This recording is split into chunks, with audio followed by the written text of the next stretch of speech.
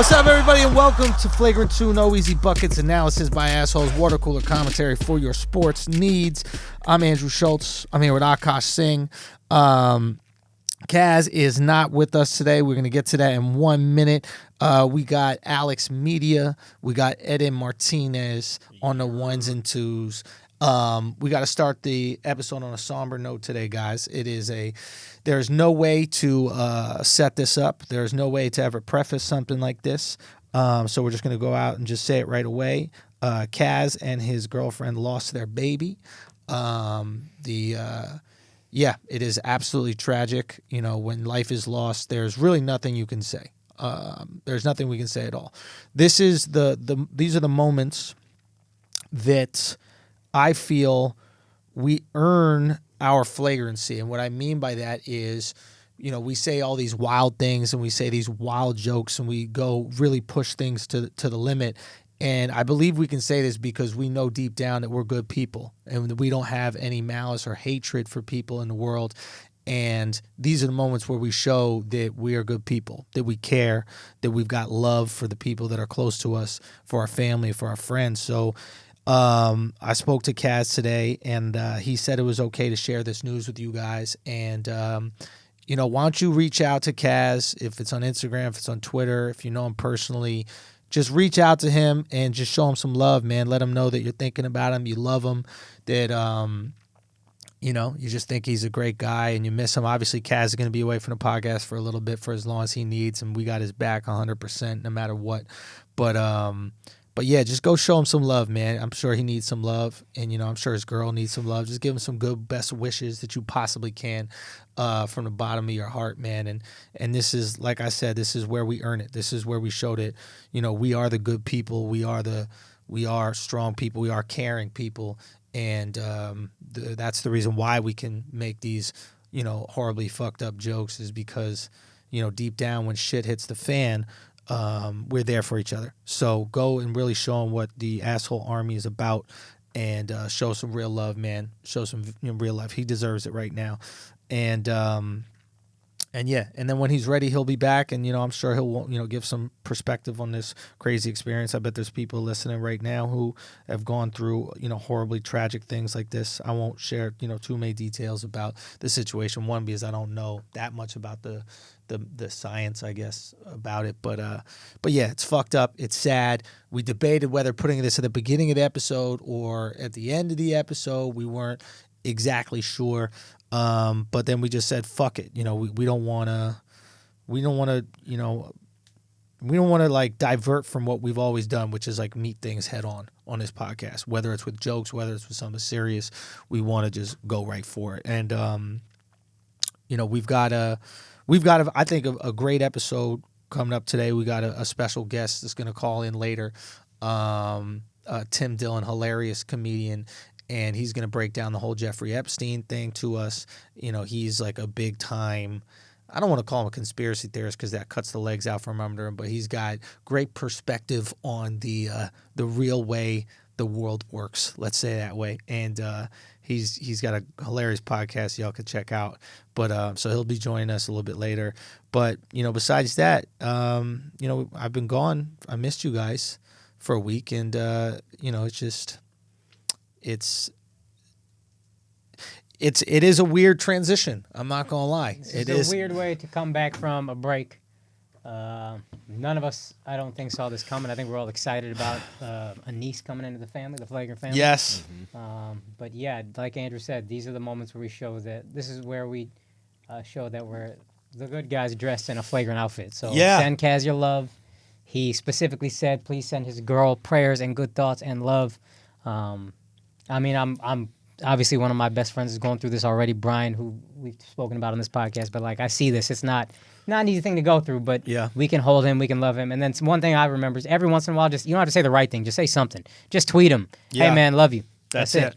That's all you got to do. That's it. That means a lot to somebody, you know, going through that. And you never know. He might need something to kind of lift him up or make him smile throughout the day. It's always nice knowing that you have people thinking about you. And I think that, you know, when tragedy happens, it can be so fucking isolating, man. That's the thing about tragedy is, you know, you're going through something by yourself, and you can't exactly go out and like relate to people about this. Like, yeah, and how do you act normally? Like, even I know, like Brian even feels guilty when he feels normal. Yeah, you know what I mean. Like, this is your baby. Yeah. Like, how do I forget about something like that? And you know, it takes a long time to realize that's okay to feel, but like I don't know how it's tough to function. Yeah. So, I mean, Japan sucks. Can I say one thing about that? Can I say one thing about what? Amsterdam is great. Is that where you went? For the shows that you recommended me for. Oh, that's right. Yeah. God, I'm really your guardian angel. Yeah, I know, it's crazy. I do so much for Akaash, I forget. That was really good? Dude, it was great. I loved Amsterdam. Shorty or no? Yeah. She came out the next day. She had to work. Okay. So I went out one day, then she came out. It was dope. It was great. Did assholes come out? Some assholes? No, I didn't. You didn't even promote it. I didn't promote it. Why not? Man, I was trying to do these videos, and then I was like, I'll promote when I get there. And I will say this about Amsterdam. The internet is legit. Like 1G. This is the laziest fucking person on the planet. I had no idea you were in Amsterdam. Hold on one second. This guy couldn't post more than one video a week on Instagram. An hour to post one video. Wow. At a certain point, I'm wait. Where? In Amsterdam? Yeah. No, Amsterdam. The internet's fine. It's Europe. Bruh, my internet was dog shit. Nah, Wi-Fi was trash out there. No, you can post an Instagram video. Stop it. Oh, not yeah. Took an hour. You're bugging. So I get this fucking piece of shit. A gig in Amsterdam, fly paid for. They paid you, obviously. I paid for my flight, but yeah, you had to pay for your flight. Money. I made money though. Really? Yeah. I mean, I made enough money that it's fine. I came out fine. He didn't pay for your flight. He said he would pay for your flight in the email. No. I think because I want to go with a different email, so he just threw me a little more, or a different airline, so he just threw me a little more money, and then I paid for the flight. But like, it was like I came out fine. But he did pay for your flight. You just chose to go with a different airline. Yeah. So he paid for your flight. Yeah. He paid for most of it. But because you decided to go the different airline. Right. I'm never helping this guy again, son. This guy's the most least grateful motherfucker. How you make it seem like he ain't paid for your flight? I don't know. Hold on. I get you this gig in Amsterdam. You don't even promote wait a minute. the fucking gig. Guys, can we remember? Shut the fuck up. Guys. You don't promote the fucking gig. Right. That I get you in Amsterdam. Right. That you don't have to do anything for. Right. You say on the podcast that he didn't pay for your flight. Right. After already not promoting the gig that he paid you to do. Right. You say that he didn't pay for your flight when he did pay for your flight. You just wanted points, you cheap piece of shit. I wanted to get out of being in trouble. What does that mean? I wanted to get out of getting blamed for not posting. You didn't even post the hotel pic, like when girls get the fly out. Like, you don't know where they're at, but they just post a hotel pic. You didn't even post that. Like, I had no idea. I forgot that you were there. That's honestly fine with me. No. Shows were sold out. He had already told me the weekend shows were sold out. I didn't do Wednesday, Thursday. Mm-hmm. That last second fell through. So Friday, Saturday shows were sold out. So I was like, all right, I could promote. It's taking fucking forever to upload these videos anyway. Let me go see Amsterdam. Had a good time. Got recognized at the grocery store. Yeah. Wow. This guy. I mean, just astonishing. Was there no party that's like, I should promote the shows?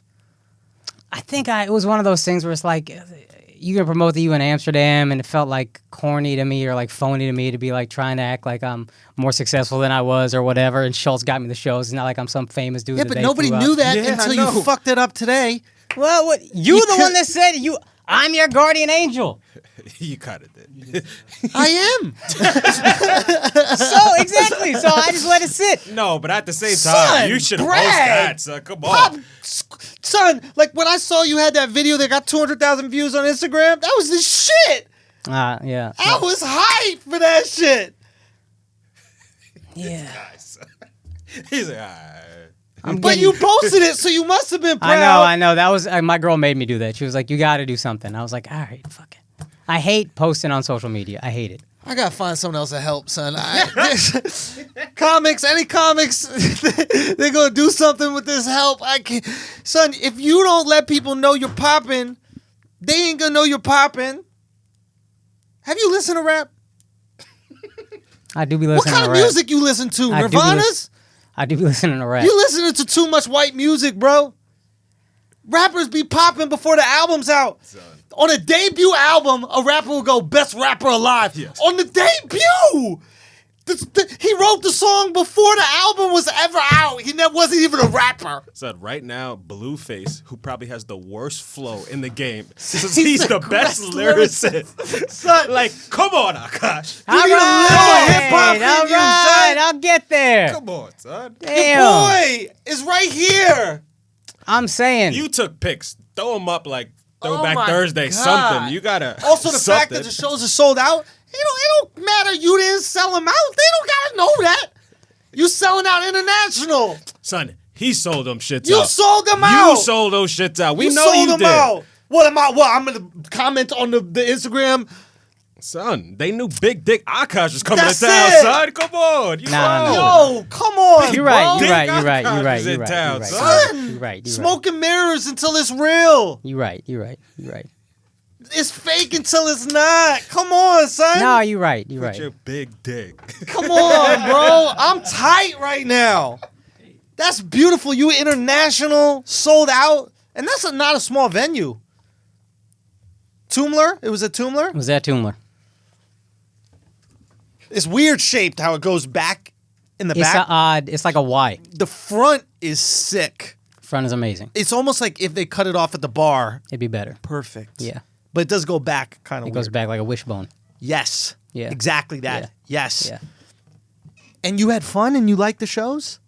Thursday show was work. The fucking work, dude. I thought you These- said Wednesday, Thursday didn't work out. Friday show. Sorry. Friday was work. Yeah. Saturday was fun. But Friday show was like, bruh, I was up there and I understood the Dutch audience might be a little It's a different. little different. Yeah. But the first 5 minutes, they are just staring. Yeah. Saturday, they were a little looser. They were more fun. Also, the host only did 3 minutes. He's supposed to do 10. Yeah. So only did 3. So I'm in the bathroom, and then he just hops off stage, and then I got to, like, run on stage. And that was a little weird. The energy was a little weird. But then they were just staring. Yeah. And then I had to work, dog. Like, my back hurt when I was done. Legit, my back hurt. I was like, I got to fucking crack these people open. Son, his back hurt from the blue light district. That's where his back hurt. That blue light, son. Was I blue light read the gang? blue light is dicks. We learned that shit the hard way. Oh, so did y'all go together, Amsterdam? Yeah. Son, views from the sis. Yeah. I remember Sweden, obviously. That remember Sweden too. tends to take over a lot of the memories of. I knew it was international, but I don't remember which countries because Sweden Son, Akaash, pops out you so gotta much. Brag about what's going on, Right, bro. you're right, and I'm really honestly working at it. I am like the fucking post. My girl's like, you got 200,000 views. You got to post this. It's like I should, and then she was like, no, don't say you'll do it tonight. Do it now.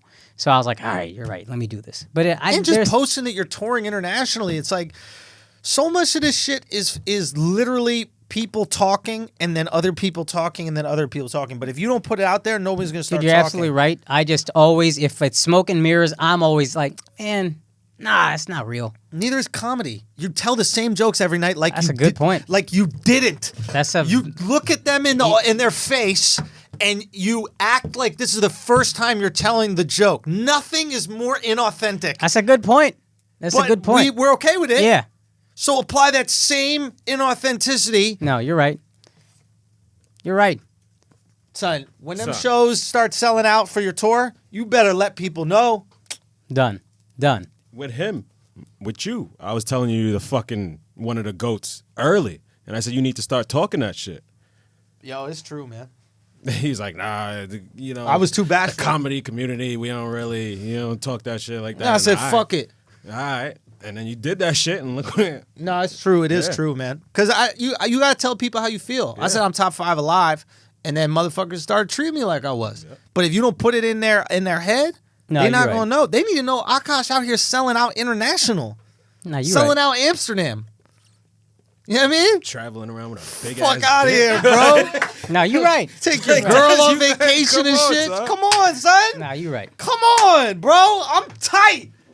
Lesson learned. You got pickle you on stage? Huh? Yeah. Late post. Bet. Yo, Amsterdam, thank you for the sold out shows. Da da da da. Bet. That'll be up tonight. Come on. That'd be a tonight. Asshole army that's listening, front like you didn't hear this, and just be like, "Yo, this so sick, Akaash. We know y'all was killing it." Da da da da da. Nah, you're right, and that's you just gotta say fuck it and just post all the shit. Yes, this shit is smoke and mirrors till it ain't. Dead ass. Yeah. Look at me. With his porn stash. Smoke and mirrors till it ain't, bro.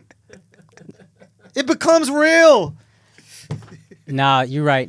You're right. Dead ass. Nah, you got to work on it, and I just fucking man. Anything I do, just do it, please. It's right here. So humble. I'm being dead serious. I know, but it's that's your whole point, though. It's fucked up. I know, but it's just a comment like that. Just whatever I do the shit.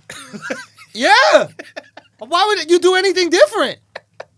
I don't understand why anybody would do. I'm not even saying this to be arrogant. I'm saying it's right here. Literally, just do it. It works. No, you're right. You put the clip up 200,000. I've been begging you to put clips up for fucking years. I know. I think he's learned the lesson. No, I'm just saying it just took a while to get there. I never liked it. It takes a while to learn lessons. It's like he'd be taking a while, man. I'd be taking a while sometimes. Word. Especially with that kind of shit. If you don't promote this show coming up on Thursday, I'm gonna be tight at you too. Nah, we've been promoting. What's the show coming up on Thursday? Wow. The Brownish. The Brownish Show, New York Comedy Club. 8 p.m. East Village location. 4th Street, 2nd Avenue. You do promote your shows on the podcast. Yeah. That's good. Yeah. But now you got to sell the brand of Akaash. No, I'm stepping up my social. The clips was like, let me at least do this. Why do you feel bad doing it? This is a good I don't know. There's something very like, it's all in my head, but there's something kind of phony about all of the like, oh, look, I'm pretending I'm more on than I am. And there's something about me that never likes doing it. I'm always like, nah, that's whack. That's But it's phony. not about That's being phony. It's not about that. Because you don't mind being phony on stage. To me, that's like, and that's why I love crowd work. It's like, oh, this is, and that's what I used to say. And at a certain point, I was like, well, this is what it is. But we've talked about this. Crowd work is the only real moment on stage. Yeah, but everything else is acting. You're acting. You'll do crowd work that's not crowd work. You'll do like crowd work that you know the direction is going. I know the direction it's going, and then even then, I'm like, let me try to. You try to find the way you're okay with. But it's still phony. Yeah, but you find your okay. I can justify this way of doing it. You know what I mean? I mean, I don't need to justify for me. Yeah. But what I'm saying is like, if that's not phony to you, there's a reason. Because I don't think the issue is phony. I think the issue is insecurity, right? And and that was the other part is you're very vulnerable when you're doing that shit. And especially if I already feel like, yo, this is kind of phony. But it's not phony. Get out of the phony thing. You're right, but that's in my head of like... The phony is the protective thing, right? I don't want to be vulnerable, so I'm going to call it phony because it's like what comics do. Like when somebody's popping, they're like, oh, that motherfucker's a hack. Or that motherfucker was like... That's what everybody every comic that's broke has called every successful comic a hack. Yeah. That's not... Like the clips was pure, I don't want to be vulnerable. Like, what if this shit ain't good? Mm-hmm. What if... Here's the real shit. Here's the real shit. I don't know if it's good. What if everybody else confirms my deepest fear that is not good? Now we talking. That's the real now for we talking. Clips. You nice. No, you're right. You are nice. You're right. Son. You're right. Akaash Singh is nice. You're right. You one of the nicest, bro. I appreciate that. I don't even like you that much outside of your talent. Obviously I love you like my brother, but you're not so much fun that if you weren't talented, I would want to be around you. That's actually a compliment, and I take it as such. I take it as a high compliment. You're so good at comedy, and you're so funny at just being funny that I tolerate how wildly boring you are. That's a good point, too. To hang out with, like, on the road. That's a good point. That's a good point. You know what I mean? Yeah. I don't be going out. Son, you know the reason why I don't take you on the road?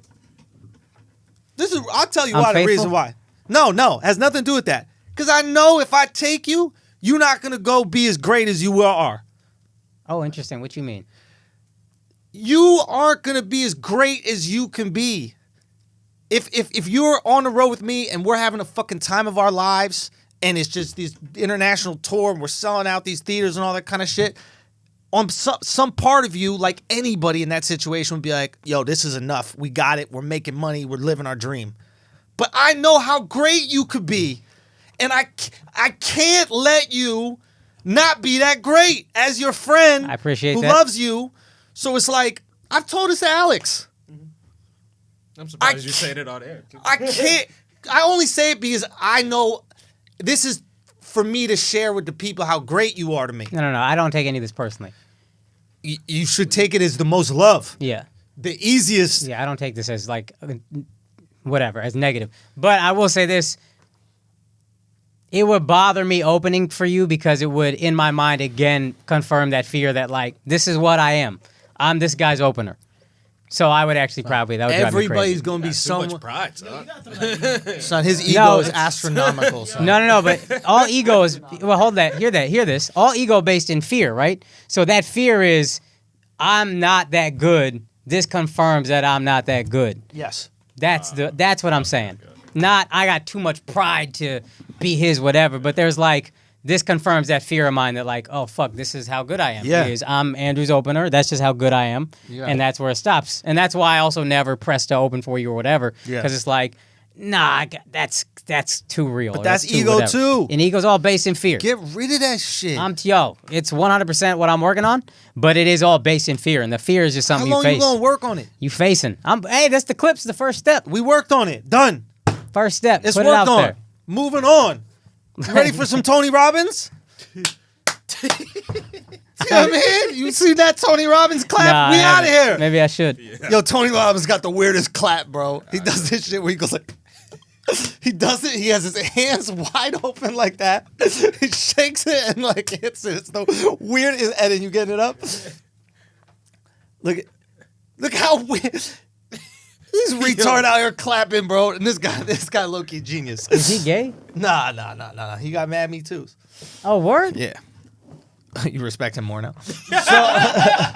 So Yeah, real talk. So it's like, because That's eventually, masculine. And Me Too's masculine. right? So no, we're getting on some good shit. We're getting on some good shit, right? So eventually, and I know this is tough to talk about, but the way I dream about these things is everybody that is operating within this umbrella that we're building out creates their audiences, and everybody has their following. And then we start doing these massive tours that Dave Chappelle and Joe Rogan, when they go do shows together, Right. and Chappelle and Rock do shows together, and all these different people come together and do shows. And that's just the dream. That's the most fun in the whole world. That's at the other. But at least the design for me is I need you to go out and do it. And then you did it. You booked your fucking tour. Yeah.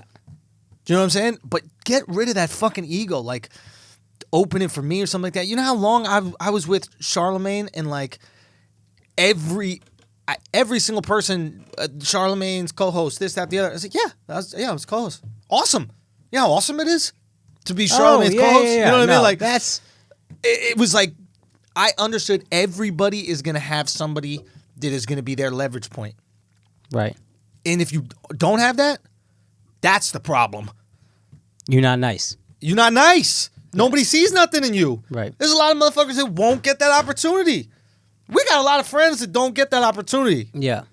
You know what I mean? So it's like, you take that opportunity and then you lean into it and run with it. And then when it's time for you to fucking do your thing, you do your thing as well. But don't like... Look, if you had asked me to open for you, I'd have said yes.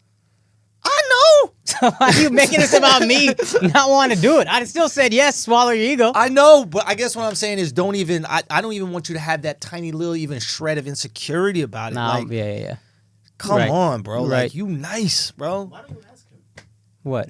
It's open. I don't want to ask this guy for anything because he's already done so much. You That's can another ask thing. me for anything. But that I know you'll do it when you can anyway. But whatever you need, you could ask That's me. what I'm saying. Next year, we're doing the special. Yes. Yeah. What about this year? This year, I'm going on tour, Yo, working shut on the your special. fat ass up, son. Fuck you. What are you? The fuck you trying to do, son? Fuck you. Listen. I was trying to... Listen. I'm Tony Robbins. All right. You're not Tony Robbins. Why are you not opening up for Alexx, Eden? What's your deal? I didn't ask him yet. Yo, man, you so nice, Akaash. Come on, bro.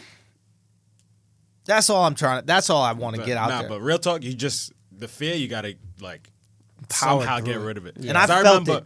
I remember when I first started going on the road with you, and you're like, "Yo, you're my guy.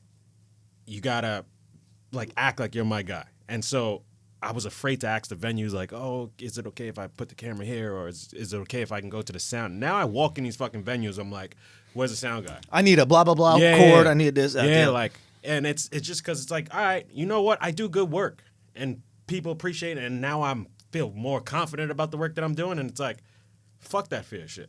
Nah, I don't know. We all have it. That's Yeah. human, bro. Yeah. But you're here for a reason, dog. You're not here just because you're my brother and I love you. Like, I want to do shows with you because I think you bring out the funniest version of me. That's a huge skill. You know how many people make you less funny? Do you know what I'm saying? Yeah, no, you know how many people you absolutely. hang around, you're like, man, I feel less funny. Yeah, 100%. Do you know what I mean? We're not gonna. No, we're not gonna We're not going. We're not going. We're not going. We're not going to go there. So we're not going to go there. I think we all know what we all thinking about our own lives and ourselves, but we're not going to go there. You know what I mean? We happy. Everything's happy. So Stop it. Let's not you look at- crazy. You know what I mean? Get outta I think we all. Yeah, I think. Get outta here. Yeah, we out. We out. We're moving. But yeah, like I. No, and that's where putting up the clips has been good. Son, and then you went because through it this. confirmed that you the shit. And you went through this too, though. The industry, even more from me than you. Like, I didn't have an agent until like 3 months ago. So it's like you just get no after no after no. That party Yeah. that's afraid is like, oh shit, maybe it's not. But then when you put when you take it to the people like you did, and you get love, you're like, oh, okay, I was right. Okay, there is funny here. Yes. Yeah. Motherfucker. What are you fixing, Eden? All right. Yes, and that's another reason why, like you just said, why giving it to the people is it confirms it, man. At the end of the day, if we 100% believe that we were funny, 100%, We wouldn't do comedy. yeah. Yeah. That little insecurity in us is the reason why we write a good fucking joke, got a good idea. So that shit is fuel. Don't lose that. No. Okay. fair Don't enough. lose that. Like when I hang out, I'm not gonna name names, but when I'm like around some of like the goats, like there's some insecurity there. Like some of the funniest people you could think of, you can feel it, and on some level, maybe it's like a letdown, because you're like, oh, you're a superstar. The only time I've ever heard you talk is when your perfectly crafted specials were out. Yeah. And then you see them like being normal and like kind of like thinking about something and like saying Kind it. of but- uncomfortable and yeah, awkward. I think we're thinking about certain people. Yeah. And it's like, but then you go, oh shit, that's the superpower. That's the thing. Mm-hmm. That's it. That's a good point. Now, it either, like we were talking about, insecurity is a fire, right? It either is the furnace that heats the whole building up, Right. or it's the thing that burns the whole thing down, right? That's what they said about the white guy that played for Duke. What's that white guy Christian that played for Laettner? Duke? Yeah. That's what Coach K said about Christian Laettner. Is like the fire in him is either the furnace that heats the whole building, or it's the fire that burns it down. Right. Let that shit heat the whole building, bro. Yeah. You got to keep it in check. Let it rip. Dude. Let it rip. Yeah, you're right. What? You're yelling so loud. Yeah, I'm yell. Oh, I forgot you got the headphones on. My bad. My bad, everybody at home. I just need Akaash to feel himself today, man. I need you to feel yourself today, man. And don't be fucking afraid to ask me for nothing. All right. Who else I'm gonna give it to? I don't like none of these comics. Do you know what I mean? I gotta help them because I love comedy. You know what I mean? But I know they were all talking mad shit. You know what I mean? So before we got shit moving, so Hey, let me tell you something. You right. I know. And you know what? It's one of the funniest things. It's like I don't care. Because I understand why this shit was talked about. I gotta forgive you for me. Not you, but for the people who talk Yeah. shit. Right. I Yeah. got to. Yeah. It's funny getting texts from people I know used to talk shit. man, I love everything you're doing. It's so inspiring. This and that. It was like, my man, thanks, bro. I didn't thanks, but thanks, brother. Yeah. You know what I mean? Thank you, brother. Because I don't harbor none of that shit. Feel good. I don't harbor. You know what I mean? What is it? Why harbor it? Why? What's it do? No, that's a perspective of success. Man, fuck all these motherfuckers, bro. You want to know some shit? We love everybody. All right. Throw love. I love everybody. Okay. Just When make you sure. see me talk shit about anybody, Fuck these guys. I don't like none of these. I'm I know. sarcastic. You Yeah, know what I I know. mean? But like, look, man. That's all I'm saying. We had a cool week. It's good to be back, man. It is good to be back. Good to be back. It's good to be back. From you want to talk about Japan? Yes. Let me tell you something about this fucking place, bro. This is the most fascinating and intriguing and sad place on the fucking planet. It is. You will have the best of multiple things that you ever had in your entire life there. Such as? I had the best steak I've ever had in my entire life there. Not even close. Not even close. The best steak I've ever had in my entire life there. Not even close. Was it a place that was recommended, or you stumbled upon it? My shorty was figuring all these things out. Right. We go to this steak place. They don't talk to each other in Japan. Like, nobody talks. It's like everybody's working. by themselves. Yeah. Like, first of all, after you were in Japan for a week, you completely understand how they were willing to fly the planes into Pearl Harbor, right? It's like people can't wait to die there. They can't wait to commit suicide. They have multiple suicide ways. forests. Son, they have the forest. They got fly the planes into Pearl Harbor. They have harikari, this thing where you cut your stomach open, take out all your intestines. Like, they have, son, they got all the different type. You know how like Jordan colorways? Yeah. That's what they got for suicide, son. They got tons of And different. you drop every Saturday at 11 a.m. That's the new shit. That's the new shit, right? Jump in front of the subway. Love committing suicide, right? They love it. It's their favorite thing, right? It is a wild place. Son, we were at this steak spot, right? The guy cuts I don't know, one of these vegetables. Zucchini. Garlic. Okay. Yeah.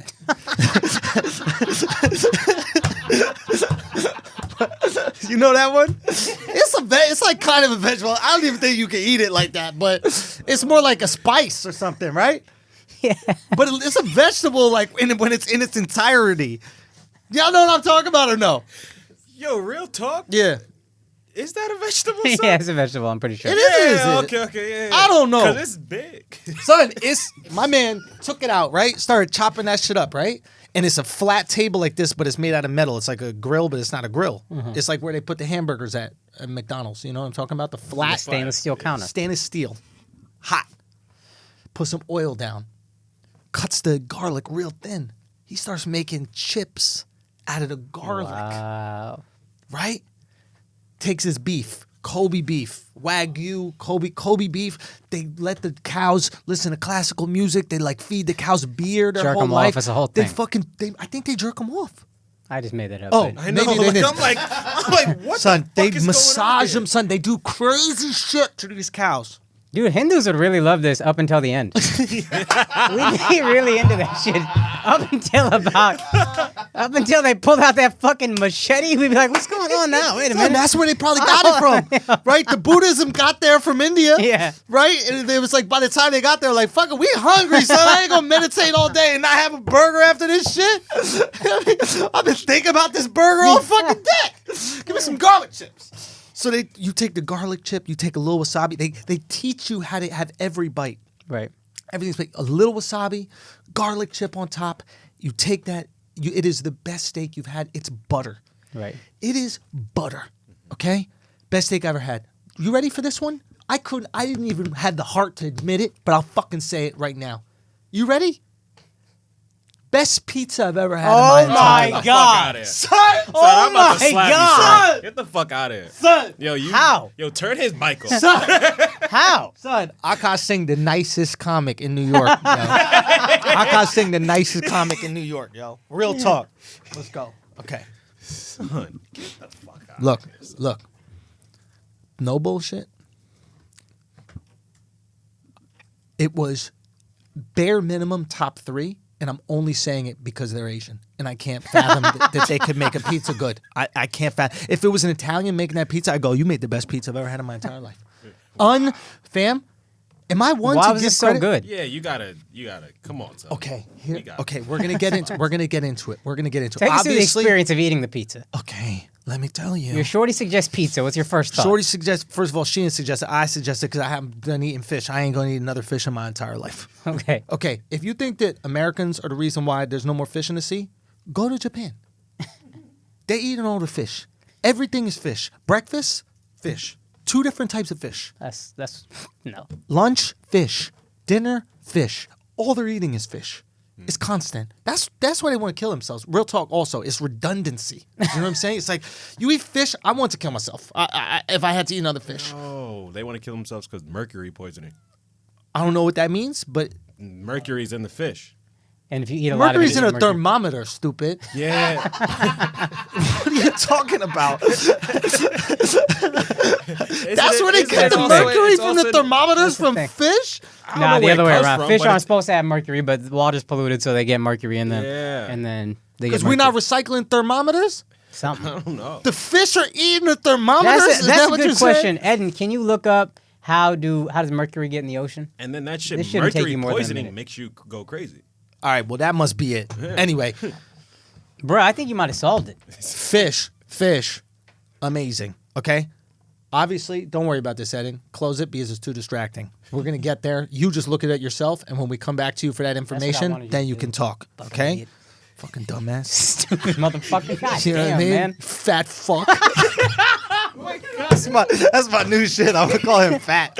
We haven't done that yet. I know, We he's never fat. once commented I on know. his weight.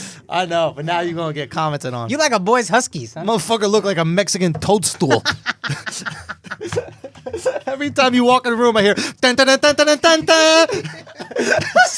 Senor Frogs over here.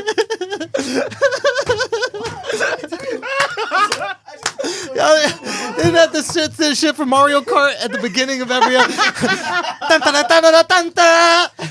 Bing, bing.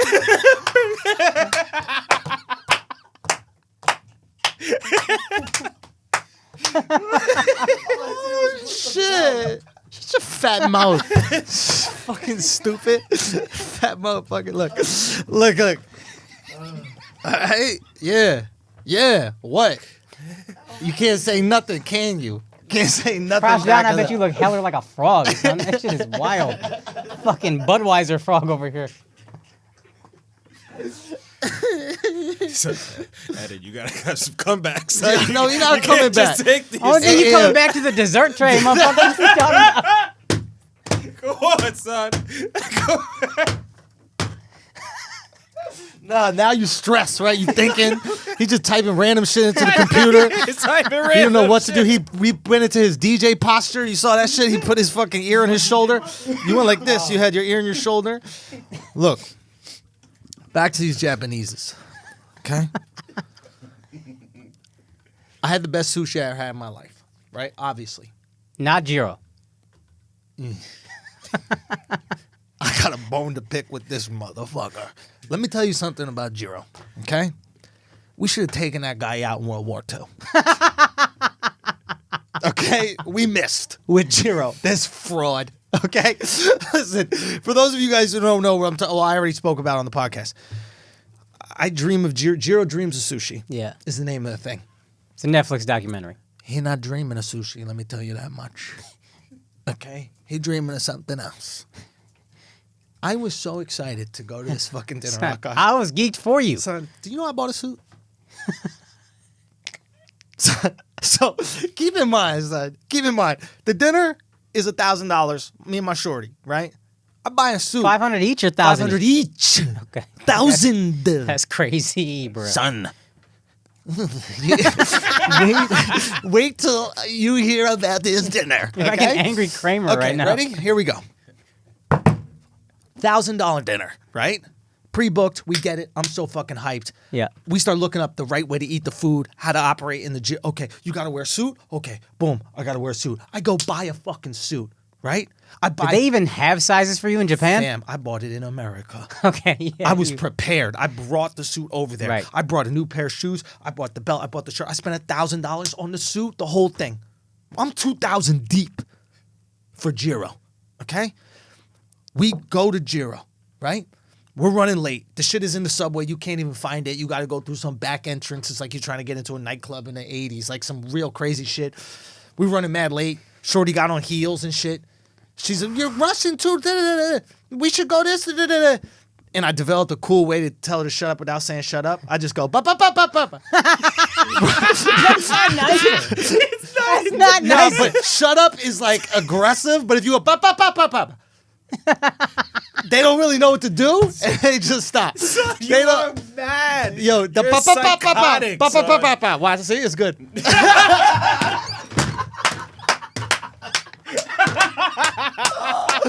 Son, I had to improvise. We were about to be late. You can't be late. That's the Okay, shit my okay, girl would do. I You know. cannot be fucking late to $1,000 dinner. Just To what he's a $1,000. Japanese. He don't got no fucking They've never flexibility. been late in their whole life. Yeah. Okay? These are very principled, formal people. Okay? I pull up in. Okay? We finally get there. 3 minutes to spare. We sit down. Thank God we got it. Okay? Would you like me to take your jacket? The girl at the door says, I ain't even get to show Jiro. You know what I mean? Like, I ain't get to show him my blazer yet. You know what I mean? But I reluctantly give the double-breasted. So Jiro never saw double-breasted. We sit down ready for sushi. Keep in mind, I know some of you look at me right now like I don't know sushi at all. I'm some white motherfucker. I don't understand these things. But you know what I did that day? I went to the fish market from Jiro Dreams of Sushi. Oh. Yeah, that morning, 6 a.m. And you know what I did immediately after I saw the fresh tuna get caught? I went to one of the restaurants at the old fish market that has the fresh tuna, and I had sushi for breakfast. I had the best sushi I ever had in my entire life. That morning. That morning, the recommendation from our homeboy, Tal, that came to the podcast. Oh, yeah. When I tell you this sushi was incredible, you never had it in your entire life, and there's something different than with tuna than everything else. The fish tuna is like that steak, butter. It is butter on rice. You never experienced tuna like the tuna we have here and the salmon. You know how they're like almost interchangeable? Yeah. Tuna is so unique in texture and flavor from every other fish that you try. You see why they're obsessed with it. I had the best sushi I ever had in my entire life. I doubled down. I ordered another round. And I heard the Japanese guy, Americano. I heard That him was say, Japanese? honestly, Japanese That's is Italian. the weirdest language. Bro, I'm telling you. That's what I thought Japanese was. It's listen, of course you think that you always think about that, Yeah. right? But it's more melodic. Grand Hyatt. That's how you say Grand Hyatt. Grand Hyatt, right? That's where you stayed? Son, I don't speak no Japanese. Yes, I don't speak no Japanese, but I heard little words. You basically just say condiments. Yeah. Honey mustard, right? Like, son, you walk into the restaurant. I don't know what they're saying, but they're like, honey mustard, ketchup, honey mustard, ketchup, mayonnaise. You just say condiments. They just screaming condiments. Yeah. They understand it. I don't know what's going on. I tried the sushi that morning, Akaash. I tried the sushi that morning. I prepared myself for sushi. I took a nap. Son, I wasn't about to go to Jiro tired. I took a nap. I put on a suit. Pressed. I had that shit hanging for 3 days. Put it in the shower. I put the shirt in the shower to get the wrinkles out. Steam, yeah, all right, that's what's Come up. on, bro. It's Jiro. He dreams of sushi. That's know what you what I'm napped did. You napped to dream of I was sushi. dreaming of sushi too, Akaash. Yeah, yo. I was dreaming of it. I show up to this. I sit down. No jacket. I sit down. I look up. I see Jiro. I'm like, wow, he looks great still. And then I realize Oh, fuck. it was actually his son. That's a problem. Now, the son who was in the documentary. I'm Oh, like, much my, better. he's aged. But this is still awesome that I at least get the son. Because Jiro's 94 years old. I was worried he wasn't even going to be there. So I was like, boom, we got the son from the documentary. We're good. I look to his left. and there's Jiro. Word? Jiro and his son. I got the double whammy. Oh, you're hype. I'm fucking hyped. Can we get you something to drink? Green tea. I know better. I looked at the rules. Don't order alcohol. It's disrespect. I sit down. Shorty sits down. Green tea right there. Piping hot. Piping hot. Well, you're even more excited. I'm so excited, but it was so hot, Akaash. I tried to drink. I had to put it back down, let it cool off. Right. I had to let it cool off. Yeah. It was so piping hot. It was piping, bro. What was it? Piping, bro. Son, it was piping, right? We get the first piece of sushi, right? I put it in my mouth. I take 2 bites. Almost threw up on Jiro's son. I almost threw up on Jiro's son. The wasabi started to crawl down my nose. Okay? The wasabi is crawling down my nose. Oh my God. I'm trying to hold it in, and then I realize if I don't suck this back, I'm going to throw up all over Jiro's son. So I go, I suck all the horseradish or whatever the wasabi is made out of back up into my nose. I'm like, okay, maybe that's expanding our palate. He's just setting the tone. Right? I take another sip, piping hot fucking green tea. Boiling hot green tea. Point it down. Next piece of sushi comes right away. It's once you're in there, you're fucking in there. It's on conveyor belt. Take it. We don't use chopsticks. We read. You use your fingers. Home. Second piece of sushi. More wasabi. When I tell you, I almost left the restaurant to throw up. I'm being 100% honest with you. Keep in mind, I had fresh sushi from the fish market this morning. No issue. This is something specific to Jiro. 2 pieces in, almost threw up. Take another sip of the green tea. Boiling hot.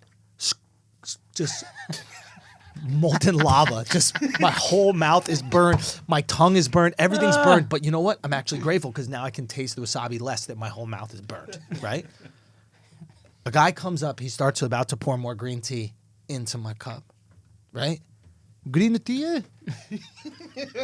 Right? I go, no, thank you, no, thank you. He looks at me in front of my shorty, in front of Jiro, in front of Jiro Jr. And he goes, oh, it's a free.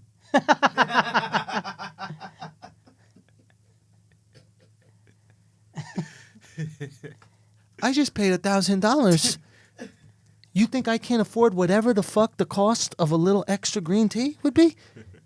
To say that to me was mind-boggling. Mind-boggling.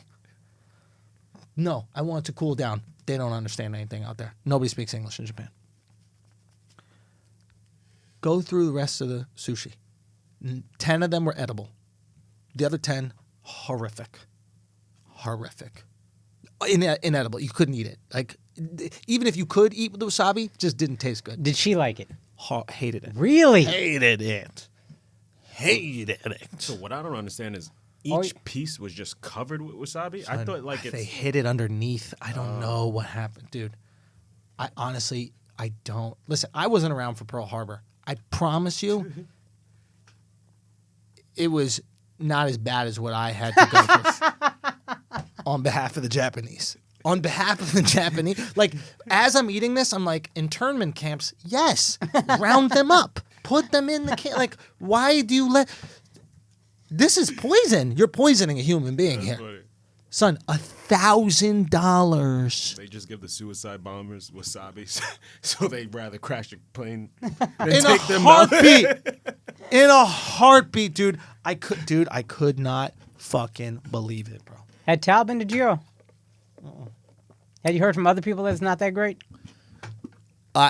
We go to a bar right afterwards. This bar called High Five, where they just make a cocktail for you based on what you like. You just tell them a few things, and they just potion up a cocktail. It was really impressive. And the first thing we said was, yeah, we just came from Jiro. And the guy goes, didn't like it, huh? Wow. Everybody that goes there afterwards says the same thing. It's a bullshit marketing ploy. Don't go. Don't waste your money. The best sushi you'll have is in Tokyo, and you can walk into any sushi restaurant and get it. Don't waste your money on that fucking shit. $1,000. It's just so funny how hype you were to see this I guy. I was starstruck. I was looking at his hands. He has the most beautiful hands. They both have such beautiful hands. What's beautiful about them? The only part of their body that doesn't age. The Japanese or just those two? Those two. And Maybe they'd be rubbing them in the wasabi. No, son, it's not the wasabi. It's the rice. There's a yeast they use in the rice that this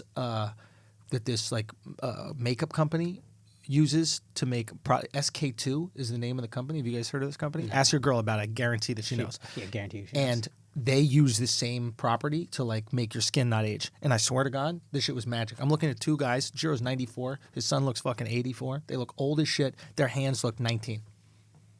19. Immaculate. Wow. Watch, you're going to have everybody just throwing rice on their face. now. Real talk, man. That's probably what they put in Hennessy barbecue rings or whatever black people eat. What does that got to do with it? I'm just saying that's why y'all age so good. Oh, okay. Consuming all them Hennessy buffalo wings. Wait, so what's the best pizza, though? Oh, yeah, you didn't finish that one. Pizza Strata. But what makes it so good? Bro, you don't I even don't eat even know. bread, so I You have don't to even understand. respect your opinion. You have to understand, and that's reasonable. What the Japanese do is they're craftsmen. They just perfect anything. Anything that happens, they just perfect Like it. breakdancing. Son, breakdancing, what's it called? Suicide, subways, cleanliness, Yeah. ice cream. Like, it don't matter. They're just going to find a way to perfect it. They just stick, because that's their only outlet. They got no more outlets. Son, we got yelled at in a bar, my shorty and I, for kissing. Wow. You could smoke cigarettes in a bar. You could smoke cigarettes in a bar. You could blow cancer into someone's face. But if you're kissing a girl, please stop it. The guy ran over. The bartender ran over. No. That's wild. That is Affectionless culture. Everything about the culture is commodified and transactionized, right? So it's like, I feel like I want some affection. I want to cuddle. Well, you go to this cuddle bar. I just want to talk to a girl. You'll go to this bar where girls come over and they talk to you. Wow. I want to come now. You'll go to this massage place where they jerk you off and then you'll come. Son, it seems like it's great, but it's a completely inorganic form of living, Oh, yeah. right? It's unnatural. Yeah, nobody thinks the Japanese are organic people. I mean, I never thought of that. Son, it is mind-boggling, but they create this perfection. You know, so it's like one of these. This is what it is. Japan is like the greatest hot dog you've ever had, or the greatest sausage, greatest piece of chorizo you've ever had, right? In that it's so amazing, but you don't want to know what went into it. You know what I'm saying? Like the ingredients are like... Yeah, like you don't want to know the ingredients of a culture that Yeah. creates these perfectionists. Right. You don't want to know what it takes to Yeah. get to there. Right. Like, oh, dude, dude, there's crazy shit about the culture. Like, it's the only culture in the whole world where a wife can sue her husband's lover. Oh, that's dope. So if you're cheating, Yeah. your wife Right. can sue the woman you're cheating with. Yeah, but what can she do to you? I mean, she could take half of your shit too, Oh, wow. or whatever it is. But like, think about it. At first, you're like, "That's crazy," but That's then brilliant. it's genius. It's brilliant. They figured out how to cut down on cheating. Yeah. Don't punish the husband. Keep these hoes away from us. Keep these hoes away. I've been saying that for years. What's that? Just keep the hoes away, man. There it is. The hoes be fucking shit up. Son, but what a genius. So now these hoes are like, how badly do I want this dick? Do I want this dick so badly I'll pay for it? That's what I'm saying. That's a brilliant idea. There's no doubt that they're genius about Right. shit. But there are problems. Like, when I start feeling bad for women, then you know. I rarely feel bad for these hoes. But then there were times there where I was like, yo, come Give on. me an yo. example. Yeah. First of all, there's zero, like, they are the leaders in fashion for men. Right. Women dress like they're in Little House on the Prairie. These bitches are in stockings. Like Hasidic Jews. Hasidic Jews. Like every Turning store. butter ass looking ass bitches. Yes. Making fucking wicker baskets Yeah. Like literally, Really? no fashion at all for the chicks. Son. It's trash. I watched Crazy Rich Asians and they was getting kind of fly. That was Singapore, son. Yeah. Ain't Fuck, it the dog. same shit? Nah. Singapore, Chinese, you know what I mean? They a little different the with same it. They a little shit. different with it. These dudes, is like the women are. They said there's a statistic that said 1% of Japanese women have orgasms. That seems kind of high, don't it? That's a lot. That's some giving ass dudes. I was like, that's about accurate. 1%, That's son. about my percentage. You know, right? God damn, these guys be working. Shit. So look, maybe. All I'm saying is like they're mad. The bow and shit. Like chill out with that shit. Son. Like, how many times we gonna bow, bro? Like one is That's why good. Japanese dudes be all hunched over when they get old. They just been bowing They've too been much. bowing too much, son. It'll fuck you up. Oh, you have to keep bowing? It's not just one I bow don't and you know. out? I cut that shit off eventually. I hit him with that. Like I'll give him a little, but You just bob it. son, when the service people in the service industry, how do I say this? I'm not trying to say Japanese people are like squirrels, but like they, how like squirrels are like, Yeah. that's how they are. That's how Japanese people are. Like you're like, excuse me, or something like that. Or you tell the cab driver, sir, we're actually going to.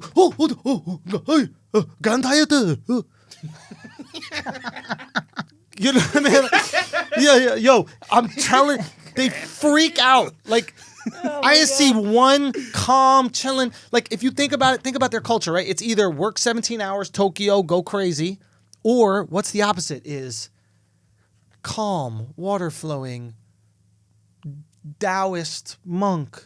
That's Japan. Didn't know. They need that shit. It's one or the other, but they need it, bro. Dude. And then Kyoto, don't ever go to Kyoto. What's Kyoto? Kyoto's the biggest piece of horse shit in the entire world. Don't ever go. I never even heard of it. Kyoto's this city a couple hours away from Tokyo, and it's basically like Westerners, the way we think of Japanese people, we think they're like walking around in kimonos with fucking samurai swords and shit. That's so Kyoto. So when we go to Tokyo and we don't see that, we're like, what the fuck is this? I would have been disappointed if I didn't Right? see that. So you want to see a bitch in a kimono, right? Yeah. With the sandals and like wobbling and shit. and like the paper houses. and Yeah. So like with the rice paper doors and shit. Yeah. Yeah. So the closest city that's got that is Kyoto. And everybody's like, oh my God, Kyoto's so awesome. Da, da, da, da. But it's no different than like when tourists come to America and they like think we're all cowboys. Yeah. So like they're like, oh, finally we saw America. You go to San Antonio, we saw America. It's like, what? That ain't America. Like it's cowboys. Yeah. They're not even really around anymore. Yeah. That's Kyoto. So don't go there. Anyway, that's it. We don't have to talk about Japan anymore. Fascinating place. Go check it out. It is a fascinating place. Go check it out. You get good material out of it? I don't know. I really, at this point, I'm not exactly sure. You got to wrap your mind around it. I have to. Something good will come from that, though. Yes, there is something good. It just needs some time. I need to process some time.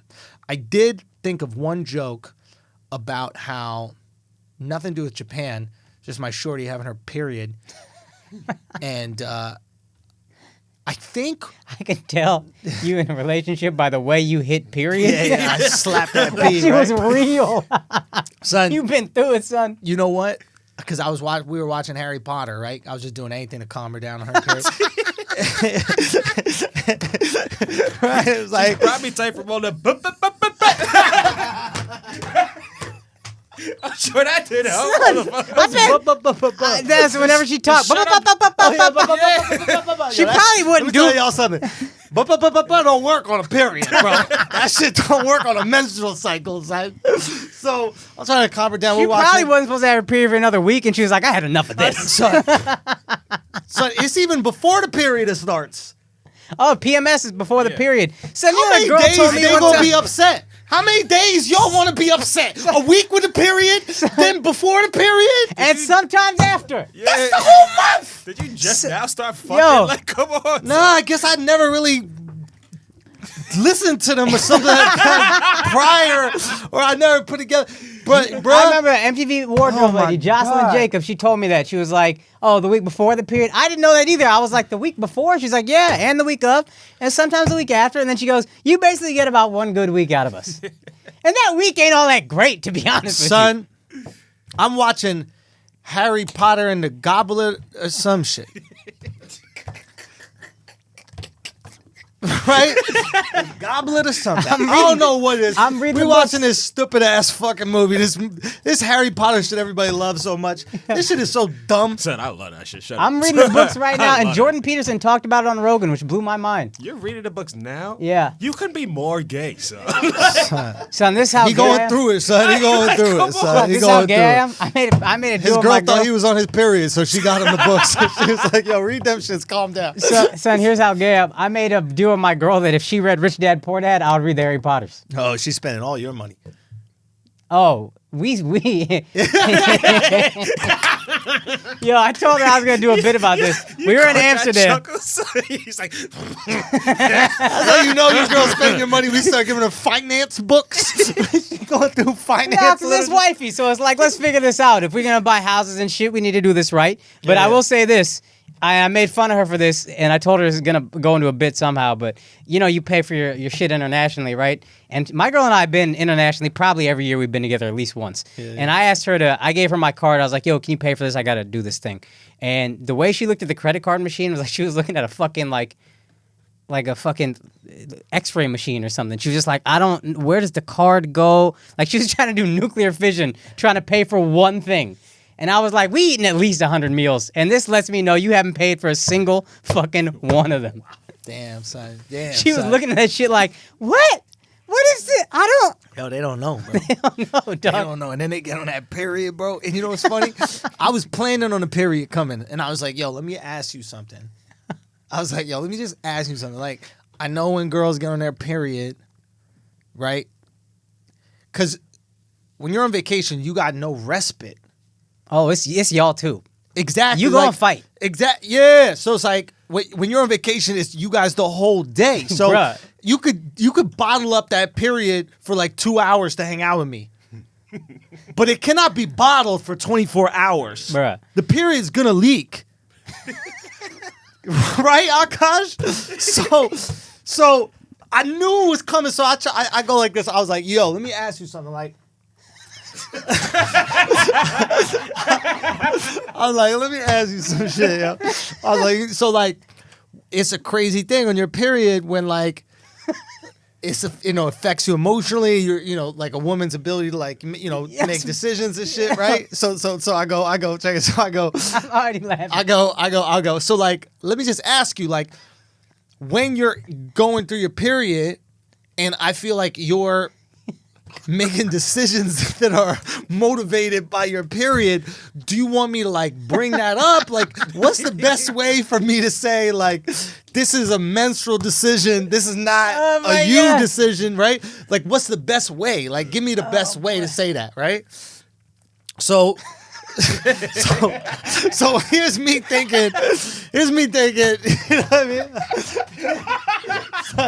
Son, yeah. Son.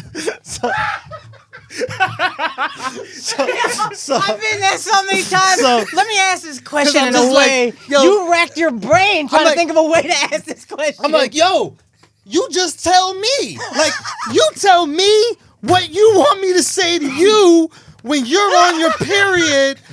and you think you see it playing out so That's differently in your mind. Because it's you like, think it's gonna get met Damn. with like, oh, I'll tell you what to say. I've had this conversation with my brother before. Like, I'm like, yo, when you feel the, you know what I mean? When you feel the crazy coming on, like, how you want me to let you know? Like, how you want me to let you know I'm sensing it, Yeah. so I could tell you and we could go figure this out. We Like, got a comic friend who's bipolar. We tell him banana split whenever we're worried that he's safe having word. I need a the manic period episode. safe word. Yeah. Right? You need a crazy So, safe word. I tried. I was She like, wanted yo, a period safe I want word. a period safe word. So I was like, yo.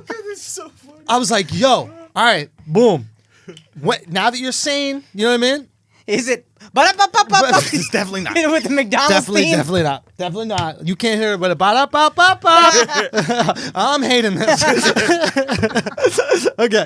I'm dying.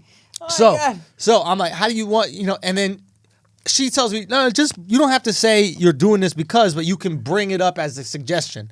And I listened to that because it was before the period. They're logical beings before the period, right? Yeah. So we're watching. Nah, son. Now mine is logical, smart, like on. You know what I mean? Shorty, she got it. The fucking Goblet movie is on, right? And in the Goblet movie, one of the teachers is a werewolf. And when the full moon comes... every 28 days? Every 28 days on the full moon, right? Every month, every literal lunar calendar, the full moon comes, and then the teacher uncontrollably turns into a savage werewolf that cannot be reasoned with at all. A monster, if you will. A monster, if you will. And I'm like, this shit ain't about wolves. This is about wombs. This is about periods the whole time. It's about wounds. Wombs. Oh my God. Son, the werewolf is the period the whole time. They made it about men so that women wouldn't know that we're talking about them. That's good. But in reality, that's it's really always good. been about women really and periods. Good. And that's the only thing funny to happen. That's great, though. In Japan. That's a great bit. There could be something funny to it, but bro. Oh, son. You know how crazy it is to have that conversation when you're in a fight and you're like, yo, you realize this is not a fight tomorrow when the moon is not full?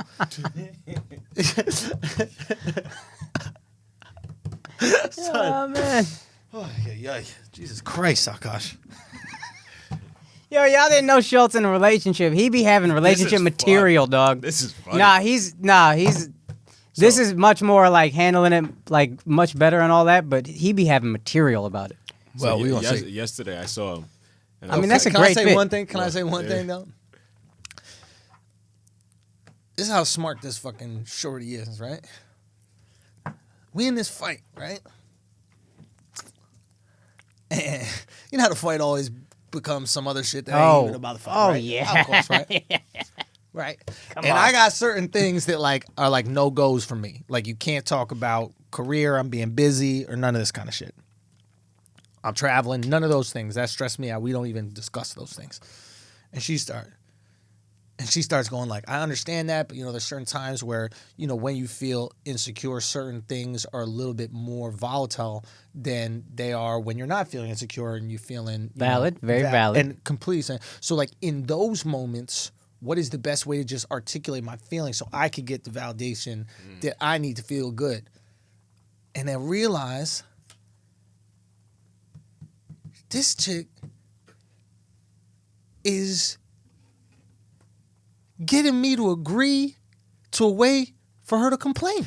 This is genius. That was good. This is fucking genius. As soon as you said it, I was like, ooh, she got you. Holy shit. So here I am explaining to her how to complain to to you. Complain to me. She's good.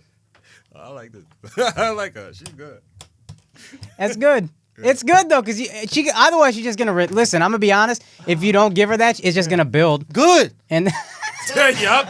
Build it. Oh man. Nah, build the wall. It's good till it blows up, son. Man, one day I'ma talk. But yeah, that shit builds. Son. Let me tell you something. If you're not with a white girl, ain't no building. That shit is all floods. It's gonna build. Get you a brown shorty and it's all floods. So I saw him yesterday, and I was like, yo, how's the trip?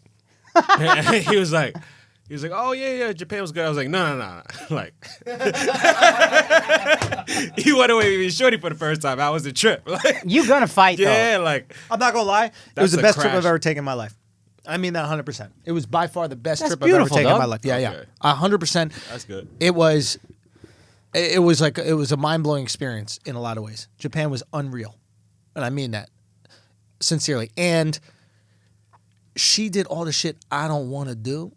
Like she found the cool restaurants, the cool places. I don't want to do that. Yeah. I'm not trying to be and also like She's young. You want to do it, but you don't want to book it. I want to Google it. You want to do. You don't want to go through it. Son, that's something I realized. You need the person you're with gotta like doing the shit you hate doing. That's your teammate. That's how it's boom. Yeah. You know what I mean? It's God. They got you. Y'all can't, bro. So figured out all the shit. Knows the address to show to the taxi driver, so I don't gotta fucking. Ed, shut your fat ass up on your phone, son. What the fuck, dog? Was that your gums? It was my knees.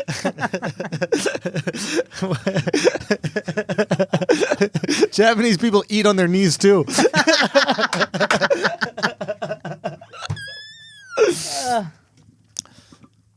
All right, listen. Is there anything else? Are we just having a venting day? Is that what's going on? Man, good for you. No, if you travel, you're gonna fight. It's like you said. Even living together, you go to work, you have breaks. When you travel together, it's you. Yeah. It's y'all. No, we did everywhere. good, bro. We had one. It was just one the whole time. Some butt. Last day. Same, me and mine. Same. Last day. It's almost like y'all need to get it out. Yo, Like, real so we gonna go the whole time. Real talk. We gonna go the whole time without fighting. I ain't gonna get my money's worth.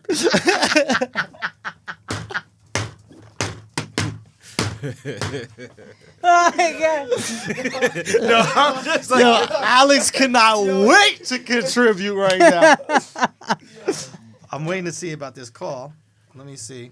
But oh fuck, I forgot. We got advertisements. Oh, let's do these mids. We gotta get these mid rolls. while you looking that up, do you guys Talk. run the red light? What's that? Fucking a girl in a period. So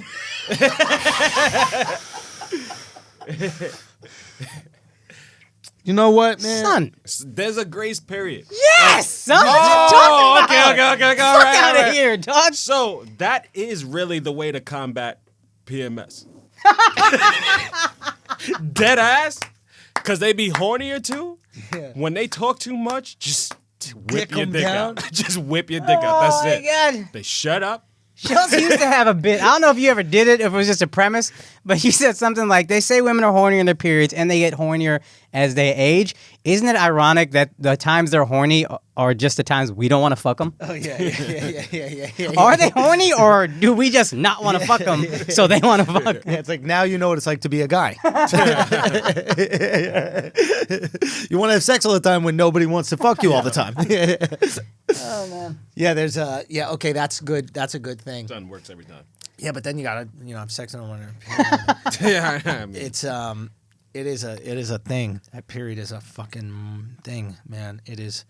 Yeah, you just do it in the bed. You'll do it right in the bed, huh? after shower. Make them shower Why not first. just do it in the shower? Nah, that's dangerous. I'm too Like old you for used that. to slip? Yeah. Yeah, bro. You're trying Too to old break for both that. your hips. Yeah, dog. like, you crazy for that one, bro. Yeah, really? You got your fucking interns come on the floor like you crazy. Yo, that's a real hazard, dog. Son, you right, bro. I didn't even think about Slippery that. when nutted in, bro. Yeah. I'm so old. I want to get like one of those things in the shower so you don't slip just for me. Oh, that little mat I shit? had The that mat. for the longest. Since I was like Yeah. 16, I threw one of those things. Being black too dangerous to take other I chances. did- I slipped one time, and I would never do that shit again. Yeah. Y'all,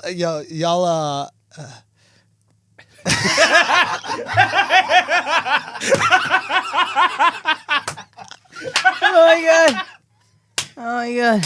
we could just insert the ads at the end. I know, all it's right? funny. They're going to think we just edited that. We just, nah, it's me trying to figure out how. I'm mad proud of myself because I fucked a lot for how old I am. Okay. Like, I don't like fucking all the time. Okay. But I knew when I was I'm on the vacay. Yeah. You know what I mean? It's just me and Shorty. Yeah. She gonna expect some dick. Yeah. So I was trying to ration. I actually didn't even mind Jiro. I just pretended to be angry just so we didn't have to fuck. Fuck this, babe. I'm going to bed. I can't be up right now, mouth all hot from wasabi. I can't do nothing. Oh my god. Nah. Oh fuck. But in all seriousness, man, it's like.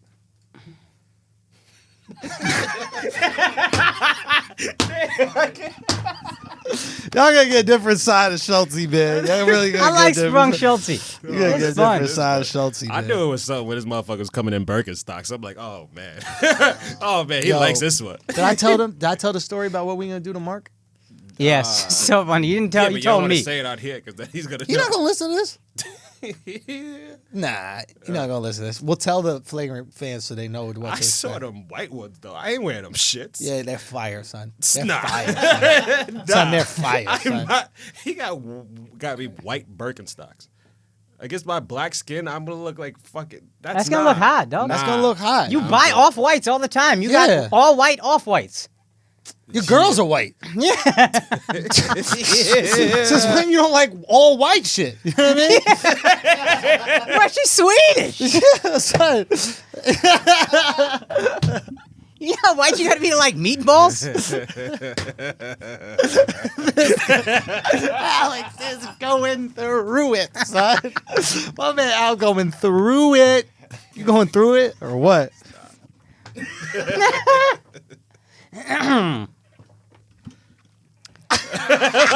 Real talk. We could have done that. Y'all figure out. All right, guys, we gonna fill you in. we gotta pay bills. Okay, no, we're gonna do all that at the end. We'll do all that at Do the it end. now. What? Do it now. Nah, That's more work for me, motherfucker. I know, but it's just a little. All right, let's take a break for a second. We got some bills to pay.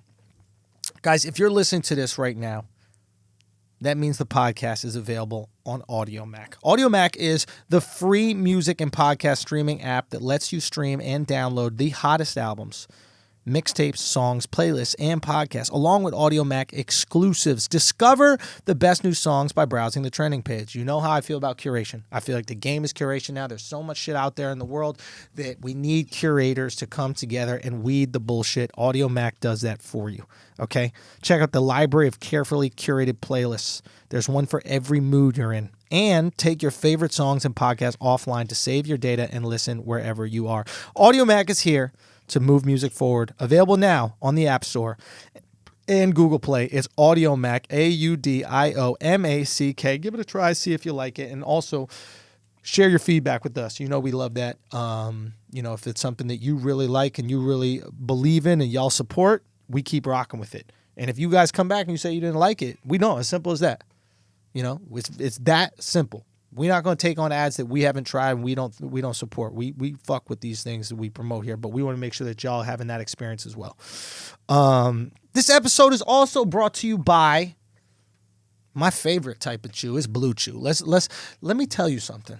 You sprinkle a little blue chew. This is the game changer right here. You brushing your teeth before you go into bed. Okay? This is what you do. You put that toothpaste on. Crumble up that chew. Sprinkle it on that toothpaste. Start brushing those teeth. Brush your teeth for a good 10 minutes. That's 10 minutes of working it in. Okay? After you brush your teeth, you do your bedtime ritual. You put some lotion on. Put your foot. That's another 3 to 4 minutes. Now you're not waiting around for the 20 for it to kick in. By the way, guys, Blue Chew is going to give you the best bone of your fucking life. You satisfy the fuck out of your girl. If you don't know this already, you crazy. This is one of the best, longest running sponsors of this podcast. But I'm telling you, this new way, when you put that Blue Chew in that Colgate,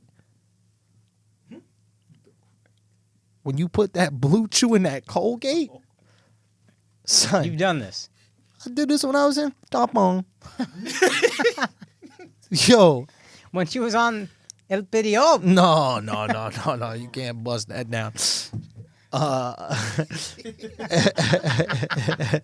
Nah. She caught that on a plane, bro.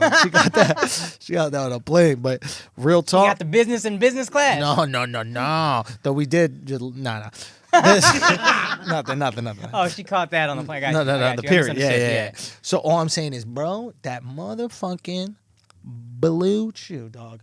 That little sprinkle, little. I put some sprinkle, bro. I put a little bit of sprinkle. I put that sprinkle. Hey, bro, it's sprinkled on there, dog. That's brush them up. I don't spit out. I don't spit out the toothpaste. That's wild. Take it down. Take it down. This is why I've been shaking my head no the whole time because I'm like, you're not even consuming it. You Nah, just brushed your teeth and washed it out. Gut it.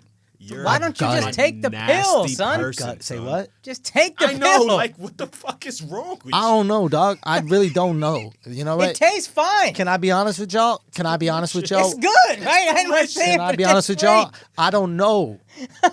I don't know. Okay? If this is just me being candid, can I be candid?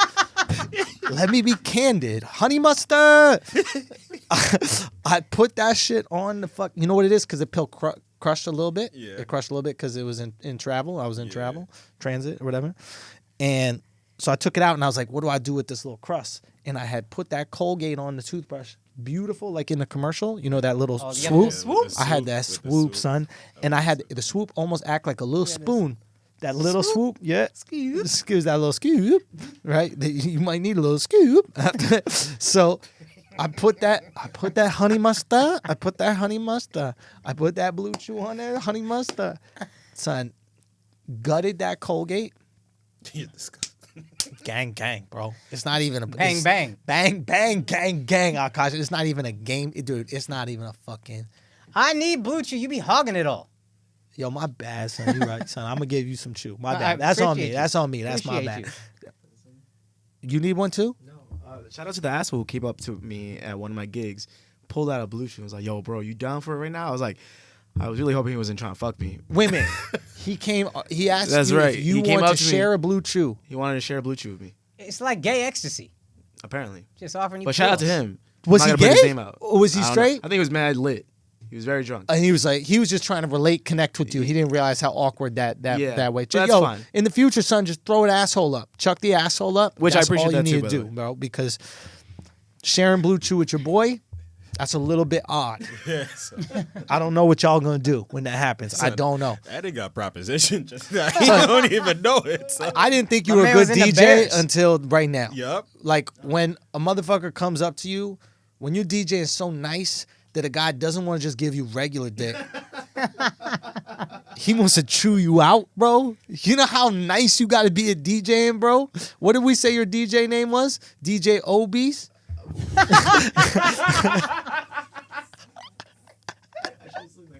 No. What did we say your DJ name was? I don't know. Stay in my lane. Yeah, that was funny. We were doing that shit. Yo, we be bullying Eden, bro. I love you, though. All right, son. Real talk, bluechew.com, okay? You go to bluechew.com. Bluechew.com. You use the offer code Flagrant, okay? You're going to get it free. Free sample. You pay $5 shipping. Free. Best bonus of your fucking life. Show your girl the night of her life. Impress a girl you haven't slept with. Come through with the fucking hammer. I'm not playing around.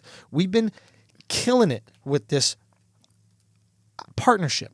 The Asshole Army and Blue Chew has had a partnership, and we've been fucking murdering it. So go out there. Go chew somebody out. If you're a girl, get your man to chew you out. You deserve it. You part of the Asshole Army. You keeping it tight. Let him make it loose. Simple as that. Simple as that. Get out there.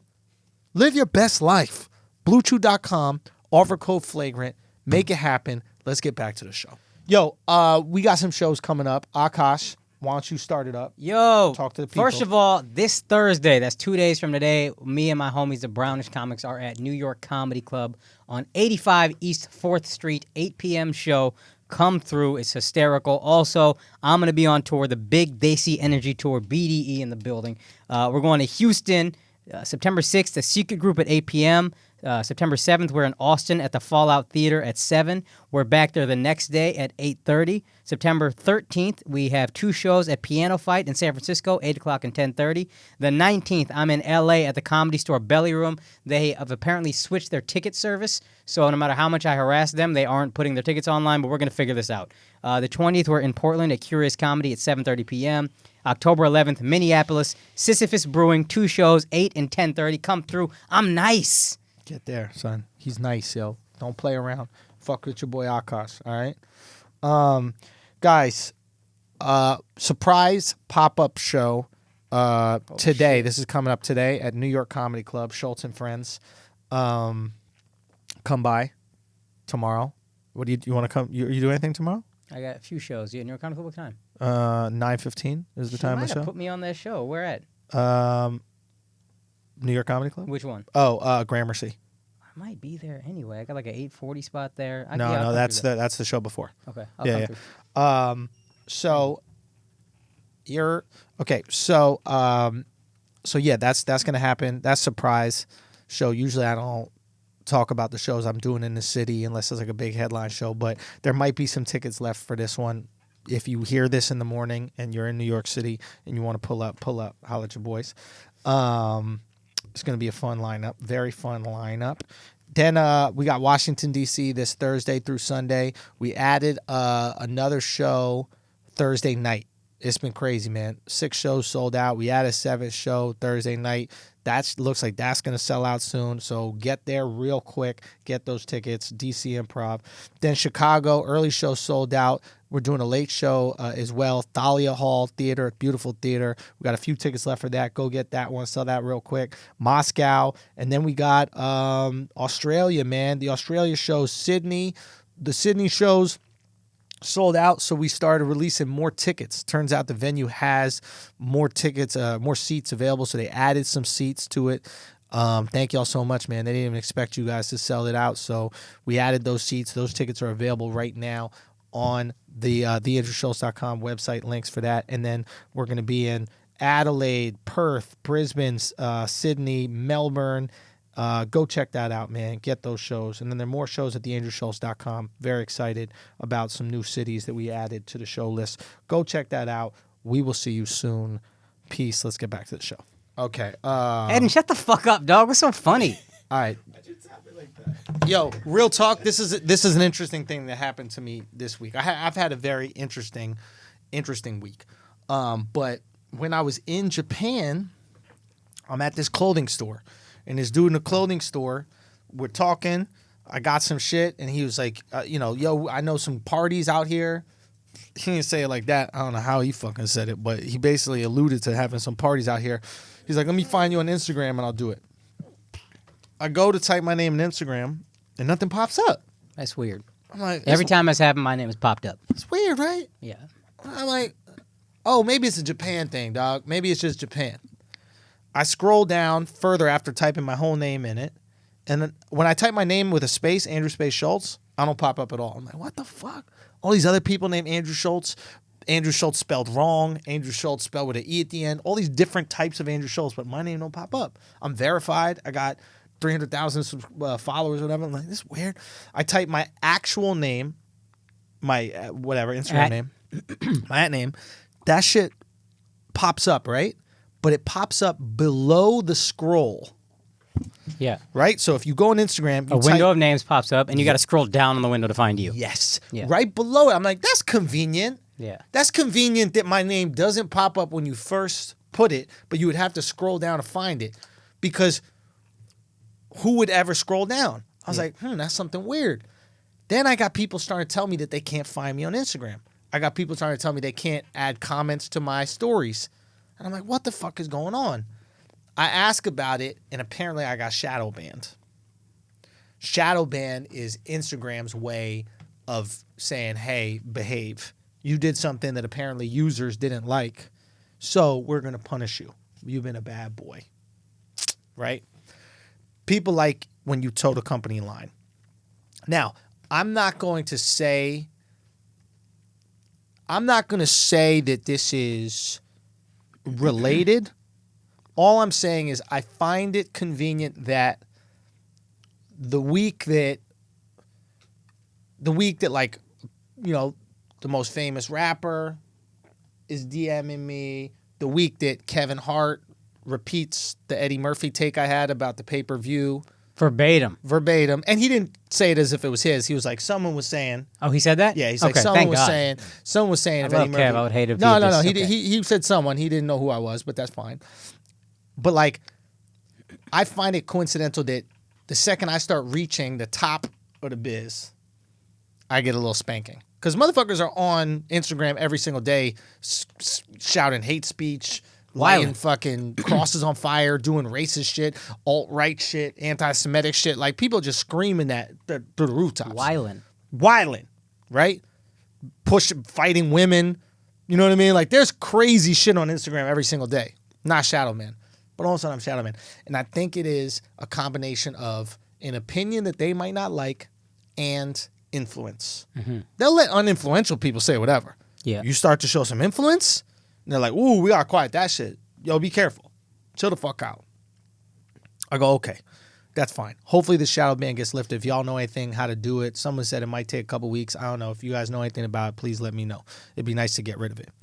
That being said, I Instagram about it.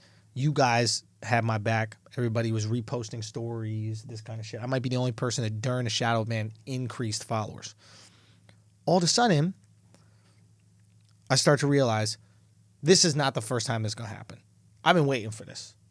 Eventually, we're going to reach a certain level of notoriety or influence where they're going to try to clip our wings. Right. And the only way to navigate that, the only way where we can maintain the flagrancy and maintain our real estate in this market and what we're doing is if we have direct connection to you guys listening to the podcast. Has to be direct. So I hit up Akaash. I'm like, Akaash, we need to get an email list going right now. Akaash sets up this email list. You can get the link for it on the Twitter, the Flagrant 2 Army Twitter. It's Flagrant 2 Army, or our Flagrant 2 Instagram. It will be in both of the bios right there. We'll also both tweet it out and Instagram story it. But basically, the only way to protect the relationship we have is if we have direct connection. Because at any point in time, Instagram could be like, bye, Schulz, bye, Akaash, bye, Flagrant 2. At any point in time, Apple or one of these companies could say, oh, you can't do that podcast anymore. You guys say such wild shit. We are at their mercy right now. And the only way that we can maintain the relationship and what we have going is if we have direct connection. This is not for us Can I say something else? Please go. That's a thought that it scared me as a guy who was homeless 8 months ago before we started it. Patreon could say immediately, hate speech. You're done. You're done. In a second. Deplatformed. Deplatformed. Because they've done it to other people. Yeah. And they're doing it to me for jokes. Think about that. I don't do political shit on Instagram. If you look at my Instagram, it's only jokes. Yeah. I understand deplatforming motherfucker because they're like truly trying to put a hateful candidate in office or a hateful agenda out there. I have jokes. Yeah. We're talking about deplatform. We're not deplatform, but a shadow ban because of comedy. Literally everything we're fighting against. So the only way that we can protect ourselves from these things is set up these email lists. You guys give us your email. We're not trying to inundate you with fucking emails. The last thing we want to do is even send you emails. We just want to have a situation where we can connect with you guys. God forbid we get taken off. We can shoot an email to everybody, be like, yo, we just got taken off this. We started up another account. Go listen to the podcast right here. We want to be able to connect with you if, God forbid, something fucked up happens, and then immediately we can shift over. How powerful would that be if the entire asshole army could shift to another platform in a fucking day? That's some shit they can never take away from us. That's leverage. That's the game. Right. So do us a favor, do yourselves a favor if you want to continue this. Go connect to those email lists. Give us your email. Sign the fuck up so we have some protection in this very scary age where literally your entire platform could be taken away from you in a fucking heartbeat, because we have to maintain the level of flagrancy that we fuck with all the time, or else it ain't fun for us. And the only way we can maintain that is knowing that they can't chop our heads off at any point in time. Right. Simple as that. So go do that. Okay, I think now we should have a conversation with another person that's been shadow banned, another person that I find absolutely hilarious, another person with insider information on this whole Jeffrey Epstein thing. We're going to call my man Tim Dillon. I'm going to pass his phone over to Eden. His number is, you see that on the call log right there. And we're going to have Tim explain to us exactly what the fuck is going on with this Epstein quote-unquote suicide. I think this is the first time in history where universally people are starting to subscribe to a conspiracy theory as a real entity. Yeah. Universally. Yeah. Where the conspiracy makes more sense than the story. Yes. Conspiracy is mainstream. Yes. So is it even a conspiracy? That's a good point. Hey, Andrew. Yo, Tim. Well, Looks like the CIA has gotten involved and shut us down immediately. There it is. Hold on. Let's see what we got. We got you, Tim? Yeah. Sorry, buddy. It's all good. Guys, everybody, this is Tim Dillon. Tim Dillon, hilarious comic, amazing podcast. Tim Dillon. Now, is it the Tim Dillon Show or is it Tim Dillon Goes to Hell? Tim Dillon Show. Okay, Tim Dillon Show. You've changed the name. Yeah. Hilarious podcast. Tim has had quite the week because you've been somebody that's been very vocal about the Clintons' involvement in fucking underage girls. Well, yeah. I mean, I'm a conspiracy guy. I'm plugged in, probably to an unhealthy degree, to what's going on. Right. But Saturday morning, I think, was my Christmas when Santa Claus, who looked a lot like Hillary Clinton, came down the chimney, and the chimney was the air vent of a jail cell in the Metropolitan Detention Center in Lower Manhattan. And she came in and had the milk and cookies, and then strung that motherfucker up, and killed. No, it's a story that I've been following for a very long time. And you say to yourself, when a guy like this gets caught, you go, "There's no way they're going to let this go to trial. They got to kill him, right?" And then he gets killed, and then you're like, "This is it. I'm right. I've been proven right." Now, give us some backstory on Epstein and this whole situation, because I think people are still trying to wrap their heads around what this is, why people want him dead. Yeah, I, for one, know next to nothing about the whole Epstein thing. So, yeah, Akaash is a perfect example, I think, of a lot of people out there that truly just don't know much about the story. They're just like, okay, a guy was a pedophile and then he got killed. Pedophilia is white people shit. This is white shit, Let's get real. In his culture, they call it marriage. Yeah, right. In your culture, this is not even a big deal. You don't have to go to an island. You can go right in the church or the temple or whatever. Son, Gandhi freed a nation like this. Yeah, God bless. Yo, that's all Epstein was trying to do, is free the Bahamas. That's all he wanted to do. Jeffrey Epstein is a very wealthy guy. He is a resident of Manhattan. He acquired his money in a very interesting, shady way. Basically, this guy that owned Victoria's Secret, named Les Wexner. Yeah. He's the owner of Victoria's Secret, gave Jeffrey Epstein a lot of his money to manage because he said, him and Epstein met. He seemed to like Epstein. And he gave him a lot of money, including a townhouse in New York City worth about $70 million that Epstein lived in. Okay, a little suspicious, right? A little bit, you think? Yeah. I mean, listen, this has got to be a real good friend to be giving somebody a $70 million townhouse. So immediately you think, like, what are those two guys bonding over, right? Like, what are they both into? Sports? Probably not. So he meets Epstein. They start to make a lot of money.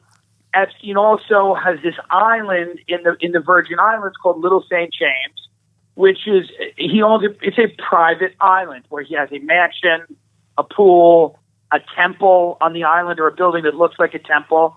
And Jeffrey Epstein invited people to this island. He was a socialite. He threw lavish parties, and at these parties, he had underage girls performing sexual acts on wealthy, powerful people.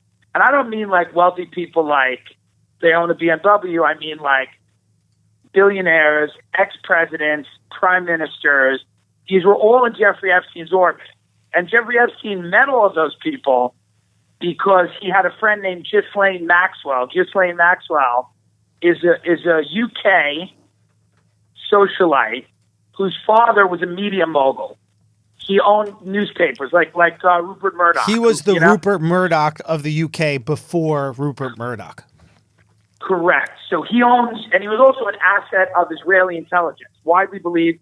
There's books written about this. Seymour Hersh, who's a great journalist, wrote a book where they say, Robert Maxwell is an asset of the Mossad. So for people that don't understand what that is, basically when you have a spy agency like the Mossad or the CIA, they need people to help them, okay? These people don't necessarily work at the CIA, but they are useful for the CIA. They can provide the Mossad with information.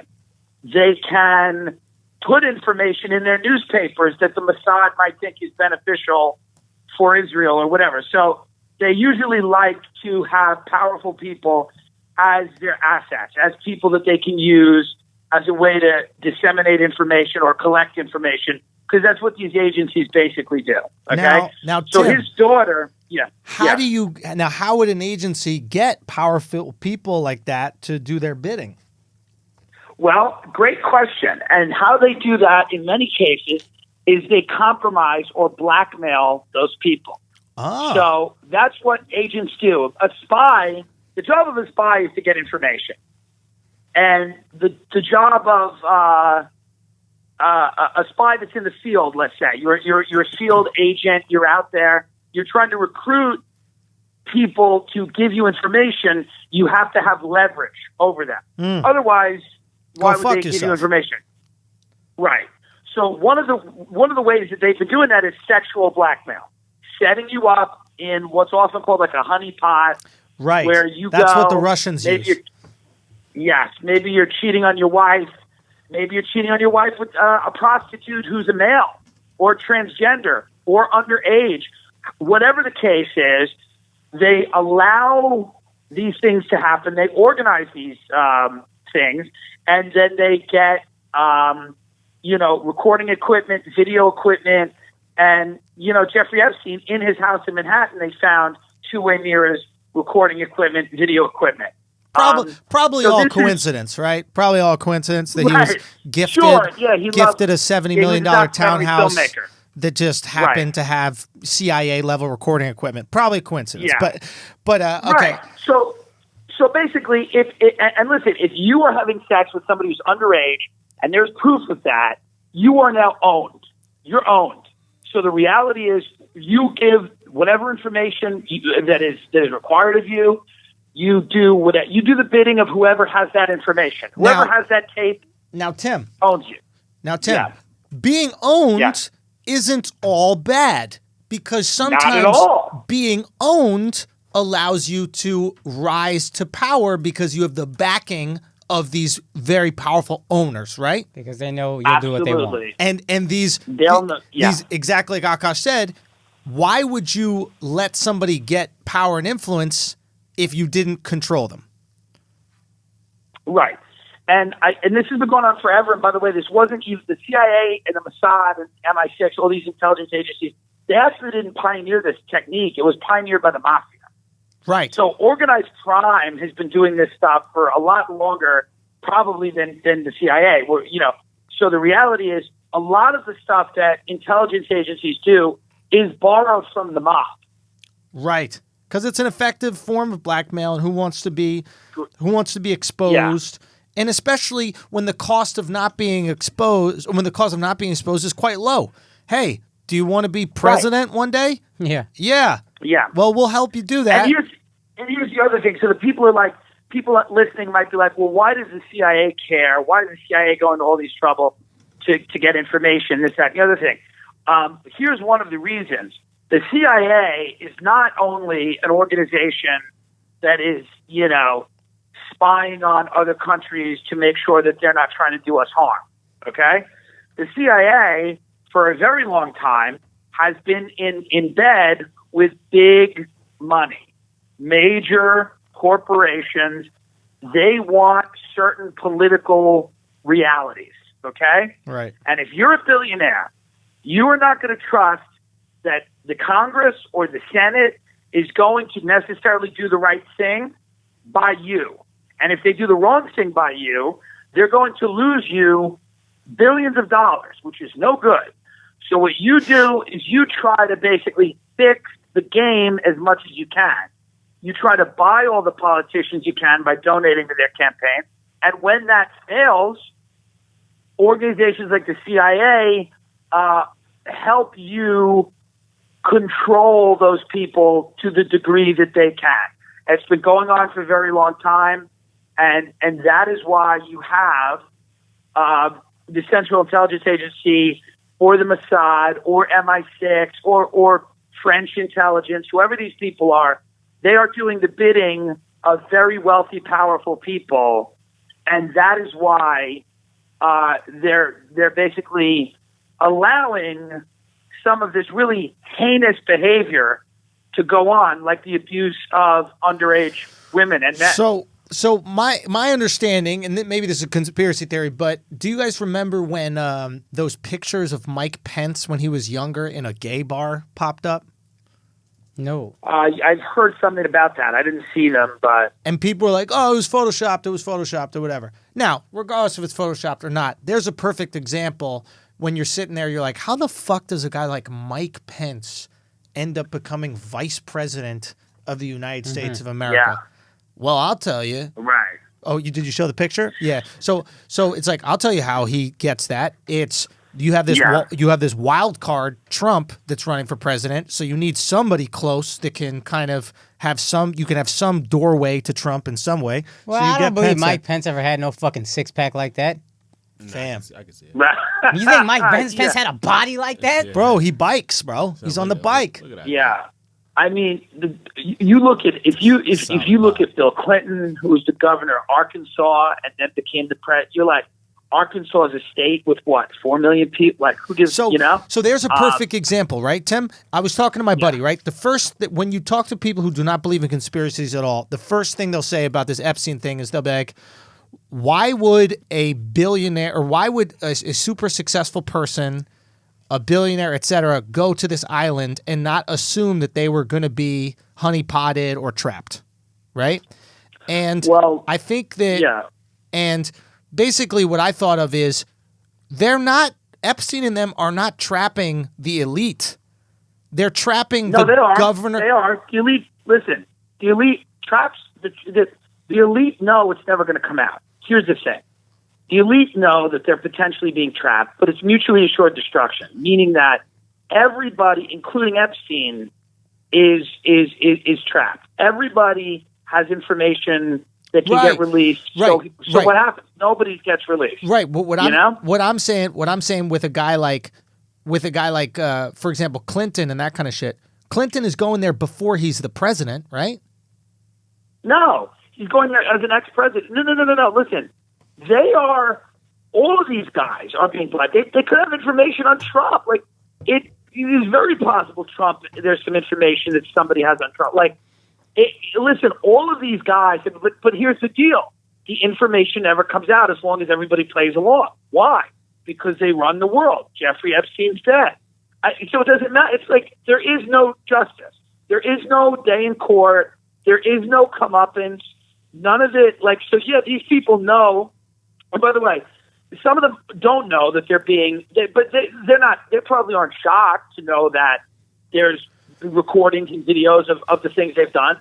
But they know as long as they keep doing what they're doing, that information is never going to. So if you're somebody who's going to fuck an underage kid, right, you're going to expect that that's going to come with some hazards, right? So if you engage in any type of risky behavior, there are workplace hazards. If you do drugs, you know that you could OD.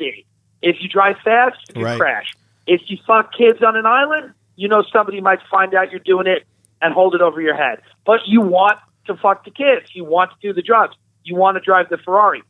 Successful people, a lot of them have very deviant sexual appetites. And bro, it's impulsive. They might be like, yeah, I shouldn't fuck this kid because I'm probably going to regret it. But they act on impulse. These people are on the spectrum of sociopath in many cases. And what happens? Does it ever come out? Not really. Look how close it got. This guy was in a maximum security prison in Lower Manhattan a few weeks away from his trial or months away from his trial, and he was on suicide watch. They took him off suicide watch. They move a few hours before he dies. They move his roommate out, and they either allow him to commit suicide or kill him. Either one doesn't really matter. But guess what? There is no fucking testimony. Nobody's getting anything. So what happens? No consequence. So what happens? What do you think happens next? I hate to be cynical, but be cynical. Football starts. We all start to lose interest. The fall comes around. No one's going to care. Jeffrey Epstein was the only person named in the indictment. They're not going to indict Ghislaine Maxwell. She's a British citizen. She's intelligent. You got to remember, this is not the first time Epstein was arrested. Right. He was arrested for molesting a 14-year-old. It was covered up. Alexander Acosta, who was the Secretary of Labor under Trump, who just stepped down, arranged a plea deal for Epstein, where Epstein served basically a year in a minimum security prison in Florida and was allowed to go home 5 days a week and, probably look at child porn or whatever he's doing. He could go home to work, quote unquote, work 5 days a week. This was the deal he got, and he didn't have to inform on any of his co-conspirators. But then people at the Miami Herald, certain reporters, they started kicking up interest in the story. Some of the victims were like, listen, we were never informed of this agreement. We never would have went along with it. So he was rearrested. And then he was, he could have informed on very powerful people. We're talking about prime ministers of countries, ex-presidents, billionaires. These people can get, and when they killed him or allowed him to kill himself, what they're really sending the message, they're saying, we will never, ever, ever allow this information to get out. And here's why. Because if you realize that there's elements of the government that are depraved enough to allow the abuse of children to continue so that they can get information, then every single conspiracy theory immediately comes believable. Then you look at 9/11. Then you look at everything. Because you go, if they're going to let them fuck kids on an island, what aren't they willing to do? Wow. Wow. It's bigger than just this. Yeah. It's bigger than... It's so much bigger than this, dude. It is the key that will unlock everything, and it will make people question everything, and then everyone will go, wait a minute. If they're willing to do that, there's nothing they're not willing to do. We're all being lied to on a daily basis all the fucking time. Why are we at war in 5-7 countries? Let's investigate all of these things. Boston bombing, who are these people, and who's running us, who's ruling us, and they don't want that to happen. So and in order for that not to happen, they stack bodies. They got to stack bodies. The illusion of democracy and freedom goes away if this comes out. I think this is the biggest deal of anything coming out because it's the most heinous thing you can imagine. The abuse of children to most people, even cynical people, even people that think politicians suck and they're all bought. But the systemic, by the way, not random, the systemic abuse of children, torture of children, because that's what you're doing when you make somebody have sex over and over with somebody they don't want to. The fact that anyone would go, the fact that people that were presidents, the fact that people that were prime ministers would participate in that, or even at the very best case, know it's happening and do nothing, that would shake us to the core. Do you think that Bill Clinton fucked those girls? Do I think Bill Clinton's asking for ID? Probably not. And do I think that Bill Clinton, he's been credibly accused of rape. He's a sexual deviant. This is a guy that his entire career has been, sidelined by complaints from women that he harassed them. And you got to remember, the Clintons tried to destroy these women that told, authorities about Bill, told the press about Bill. Kathleen Willey, Jennifer Flatt. The Clintons had an organized, dedicated campaign to destroy the lives of these women so that they were turned into national mockery that could never work again. These are not people that have any problem with destroying people. Do you think get in their way? You think the Clintons got some bodies? Yeah, but I don't think it's the Clintons. I think the Clintons work for people. The Clintons are functionaries. The Bushes are functionaries. This is what really fucks people up that are into conspiracies. They don't really get this. The Clintons and the Bushes are the servants. They're the public face. The real people behind them, billionaire families, the Bronfmans, people that nobody, the DuPonts, people that no one's ever fucking barely heard of. These are the people that pull the major strings. They decide if the Bushes and the Clintons have the resources to run in these races, these are the people that are really calling the shots. And the Bill and Hillary's, George Bush and George H.W. Bush and his son, these are people that they're wealthy, but they're not nearly as wealthy. You got to remember, the Bushes are not as old money as some of the other families that they represent. The Bushes started making money in the early 1900s. We're talking about people that have been wealthy for centuries and centuries. Do they hide their money? Is there a reason we don't hear the DuPonts on the world's wealthiest list or whatever? We hear Bill Gates, we hear Jeff Bezos. You would think they would be the ones pulling crazy strings. Well, there's a lot of hidden money out there. There's a lot of I guess I'm asking families. To feed into the conspiracy theory, are they basically hiding their money because they don't want that publicity? And saying, like, look, I don't want to be one of the richest people. I don't want to be known as that. I think you could find them. I think you could find them on a lot of those lists. I think there's a lot of intermarriage, so names might have been changed. But, I mean, when you talk about conspiracy theories, none of that's conspiratorial. I mean, the idea that, like, they choose who runs the country is not really a conspiracy. I mean, go look at the donor lists of any of the major candidates who ever become president. They're all there. I mean, it's pretty well verifiable. Who did Obama work for? Everyone. I mean, every single family I mentioned. I mean, Barack Obama was, a great friend to Wall Street, a great friend to the military-industrial complex. We were in 7 wars. We knocked over Libya. We were in Syria. Obama was, torturing Chelsea Manning. He was prosecuting whistleblowers. He had the CIA running an illegal drone war, dropping fucking bombs on Akaash's family. I mean, this is really... I mean, Akaash's cousin is playing soccer, and he looks up in the sky, he sees a flying death machine, but no one cares because Obama went on Ellen and danced. They're actually my family's enemies, just so you know. Just want a point of clarification. That's it. I mean, listen, you're all the same to me, but I appreciate it. I'm a white guy from Long Island. There's only so much I can understand, He believes in conspiracy, but not Indian and Pakistani differences. Yeah, I don't believe in differences in brown.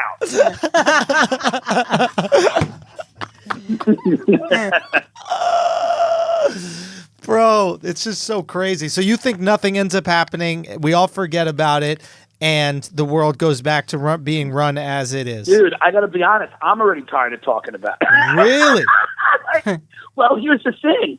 You start to realize people that get into conspiracies in the beginning think it's like a hit show that has a series finale, and that series finale is going to have all the things they want to happen. Wow, that's really good. So it's lost. But what it really is, they think it's lost. Here's what it really is. It's a soap opera that goes on for 20 years, and you age out of watching. You give up. You don't care anymore. So good. You just go. My grandmother used to watch General Hospital every single day, and then eventually she was like, oh, it's the same storyline over and over. It's a loop. You got to realize that the news is on loop right now. Have you ever gone to see a movie, and before the movie, all the ads play, and then they're on a loop? You get back to the first ad, and then that's the news right now. It's like school shooting, celebrity does something culturally insensitive, Trump says something racist, shooting in Walmart, back to a celebrity, back to some picture of horrible ICE detention. Like, the news for the last 24 months has been one big loop. Yeah, even if we did find out, what could we actually do? That's my question. That's part of why I don't care. So if we what are you really going to do? I mean, the people that designed this system, man, God, they did it. Like the guy, James Angleton, super spy, when they started the CIA, as he was on his deathbed, Angleton had been in the rooms with Alan Dulles, all the guys that had started the CIA National Security State. And Angleton had a great quote. He said, listen, if you were in that room when we started this thing, he goes, you would be in a room with people you were surely convinced would end up in hell. And then he took a drink of whiskey and he goes, and now I'm going to join them there shortly. They know what they've been a party to. What are your thoughts on Kissinger?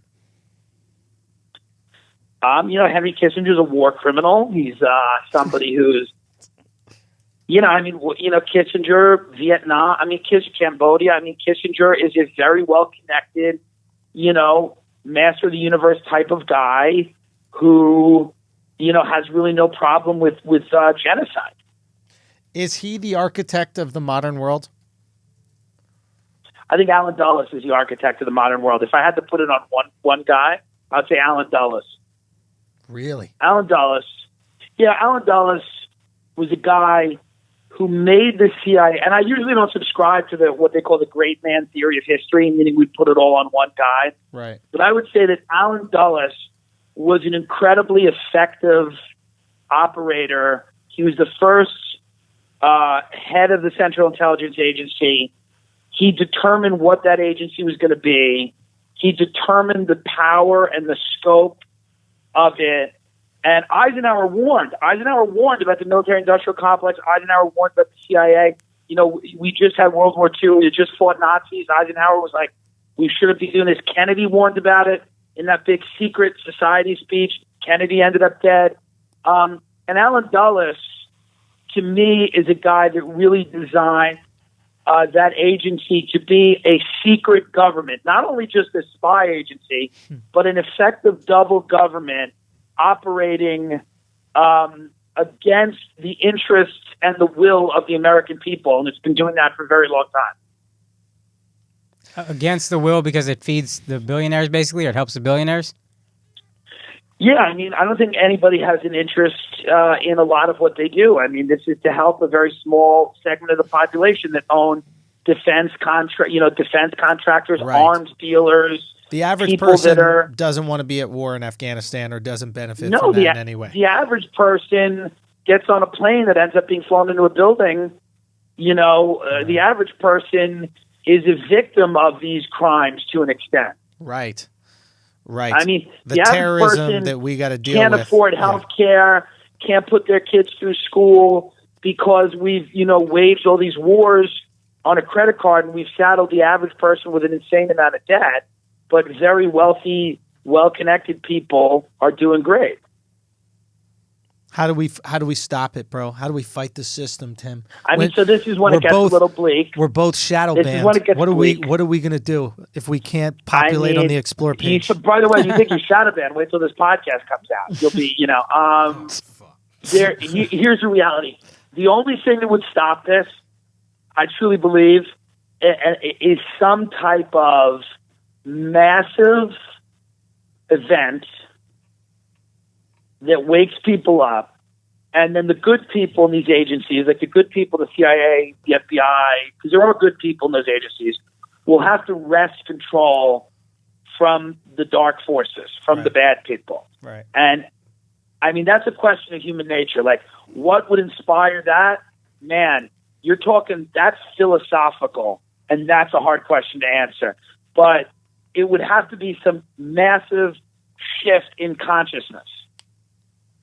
Well, let's hope this podcast is the catalyst for that, Tim. I think so. I'm confident. I think we could change the world. Tim, I love you. Thank you so much for taking time out of your busy schedule. Thank you guys. Tim, give us your socials, give us everything one more time so they could go follow up. Tim J. Dillon, Dillon on Instagram and Twitter. Tim Dillon Show on YouTube if you want to subscribe. We're also on Apple Podcasts. We're everywhere. Wherever you get your podcasts, we're out every week. Full force. It's a very funny show, and every now and then we talk about, some conspiracies. Go check out Tim's Instagram. He's got some hilarious videos that he does, these rants. Thank you. Right when the Jeffrey Epstein thing first hit, Tim dressed up as a schoolgirl and twerked outside of Jeffrey Epstein's Manhattan mansion. I don't know how you didn't get arrested for that shit. And here's the deal. That's probably why he killed himself. All right, buddy. I love you, man. All right, love you too. Later, buddy. Peace. Wild shit. It's wild. It's wild. I don't get too invested because, like I said, part of me doesn't want to believe it because even if it's true, what can we do? I think that you have a good perspective on that in that regard because it's like scary to admit that sometimes. But if the problem is so massive and there's nothing that you can do about it, does it really help to just worry about it? Yeah, and I think the idea that your vote matters, that's real cute, but it don't. So why invest Like, my girl cares about politics. She fucking cares. And I'm Right. like, yo, this makes no difference. These are sociopaths. Right. They're going to do what they want. Right. I don't know that I get nearly as deep down the rabbit hole as some people, but like, yeah, there's definitely some ill shit going on, and you're not going to stop it. Right. Turn off CNN. Put on Sports Center. It's fun. You know what I It mean? is fun. At least I Invest enjoy in the this. distraction. Yeah. Give yourself some joy. Turn on Flagrant 2. Listen to some offensive jokes. Yes. Just tune out. I barely knew anything about Epstein. Anything. Yeah. And even little shit he was saying, I was writing down. I was going to read it. And then as I was writing, I was like, what's the end of me learning about Alan Dulles? Yeah. I'm going to become like fucking Tim torturing myself? This guy's not happy. He can't even button his polos. Yeah, man. It is it is interesting. Him saying that you just kind of grow out of the conspiracies That was as a well. fucking great way to put it. Yeah. It's a soap opera. It is that. It's like, and maybe it is. It's just a thing that people are bored. They need something to distract themselves with. And it's like, okay, I'll do this conspiracy theory. And then, maybe when your career starts to, pop off, maybe, Tim's killing it right now. Maybe he's going to start leaving the conspiracy stuff. He's another now. Rogan bump guy, right? Yeah, dude, Rogan. He did Rogan and just fucking. He's always so fucking funny, Tim, man. Yeah, dude, he's great. No, he's fucking great. Yeah. But all right, listen, we've gone a long time without even discussing sports, guys. What are we at time wise? Because we start almost 2. 1:30 something. Oh, that's it? No. Oh, then if anything more so like almost 2 hours. We're basically at almost 2 hours. See how those are very different. See how you gave me a 30 I can't minute count, obviously. window of I'm too caught up deviation. in Shut the this fuck conspiracy up theory. talking in the mic, dog. You haven't earned grabbing the mic yet. dog. Real Yes, you talk. have. Son, that's Alexx grabbing the mic. Wow, son, we are being harsh on you. You got to come fine. back, or else I'm not. It's gonna been a feel... whole week of it, so do that you I've mean? missed. Oh, you missed us being here. Of course. Damn, son. Oh, he got you. Damn, son. We got to teach Eden how to snap back. I know. What's your go-to technique when it comes to snapping back? I don't know. I think you just got to rapid fire. You So just whatever gotta go. comes, you just go right at 'em. Just go. Don't overthink it. Just go. All right, you got to not overthink. You just go. Okay, we're gonna practice. Ready? Listen, you can't lose here. It's just not overthink. Just go. Ready? You're fat. I'm what? I can't hear you talking with my dick in your mouth. Oh shit! That was good. That's a Bronx response. That was good. That's hilarious. That out of the two of us, I'm the one that has something in their mouth. I mean, obviously not Akaash. He's starving his ass off. Oh shit! That shirt don't fit me, but definitely don't fit you, bro. Let's go. Eddie coming with the heat. That's all I got. Eddie came with the heat, bro. Oh shit! God damn, Ed. We're proud of you. That was good, man. Anyway, now we instilled some confidence in this Beyonce-bodied, what is it, beehive body? Disrespect Beyonce like that. No, I meant beehive. I said Beyonce. All right, what else we got? Akaash? We gotta Antonio talk Brown, dog. son. Antonio motherfucking Brown. This guy's wilding. He really is wild. Prima donna wide receivers are not worth it. All right, put me up on this because I didn't hear it. So Antonio Brown uses a helmet called the Shut Air Advantage. It's over 10 years old, and there was some rule passed in the league last year that said we have to use helmets that are approved by some committee. It's probably a bullshit committee, but you have to use helmets that are approved by them. This helmet is too old to be approved by them. It's not going to meet with their standards. They let him play, him or Tom Brady, maybe both, play on outdated models last year. This year they have to switch. And Antonio Brown now has backtracked, but he was saying, I will retire if you don't let me wear this helmet. And then he tried to appeal. The appeal got denied, and then he had a tweet like, hey, guys, it's, I'm going to be there at camp. This is a sad ruling, but whatever. But it's like, yo, we don't even fucking need this, man. Yeah. Just shut up. Like, are you on your period? You making a big deal about nothing right now. Just let this breathe. So what do you think this is about? Why do you think he's become such a diva? Does he feel scorned? Where is this all of a sudden we're seeing this side of Antonio Brown that we never saw in Pittsburgh? No, you saw it in Pittsburgh starting a few years ago. Once he got really good, you started to see it. That's the reason he got shipped out of Pittsburgh. They gave him up for like a 3rd-round pick and a 5th-round pick. I thought that you just saw it this last year or two. Yeah, maybe last year or two. I think 3 years ago he got in trouble for fucking like Instagram live in the locker room after a win or something like that. And Is that like, crazy? It's just like, yo, don't let anybody know our business. You don't need to know what I'm saying. Fair enough. He got in trouble for that. And it was just always a lot of like attention seeking. Fair enough.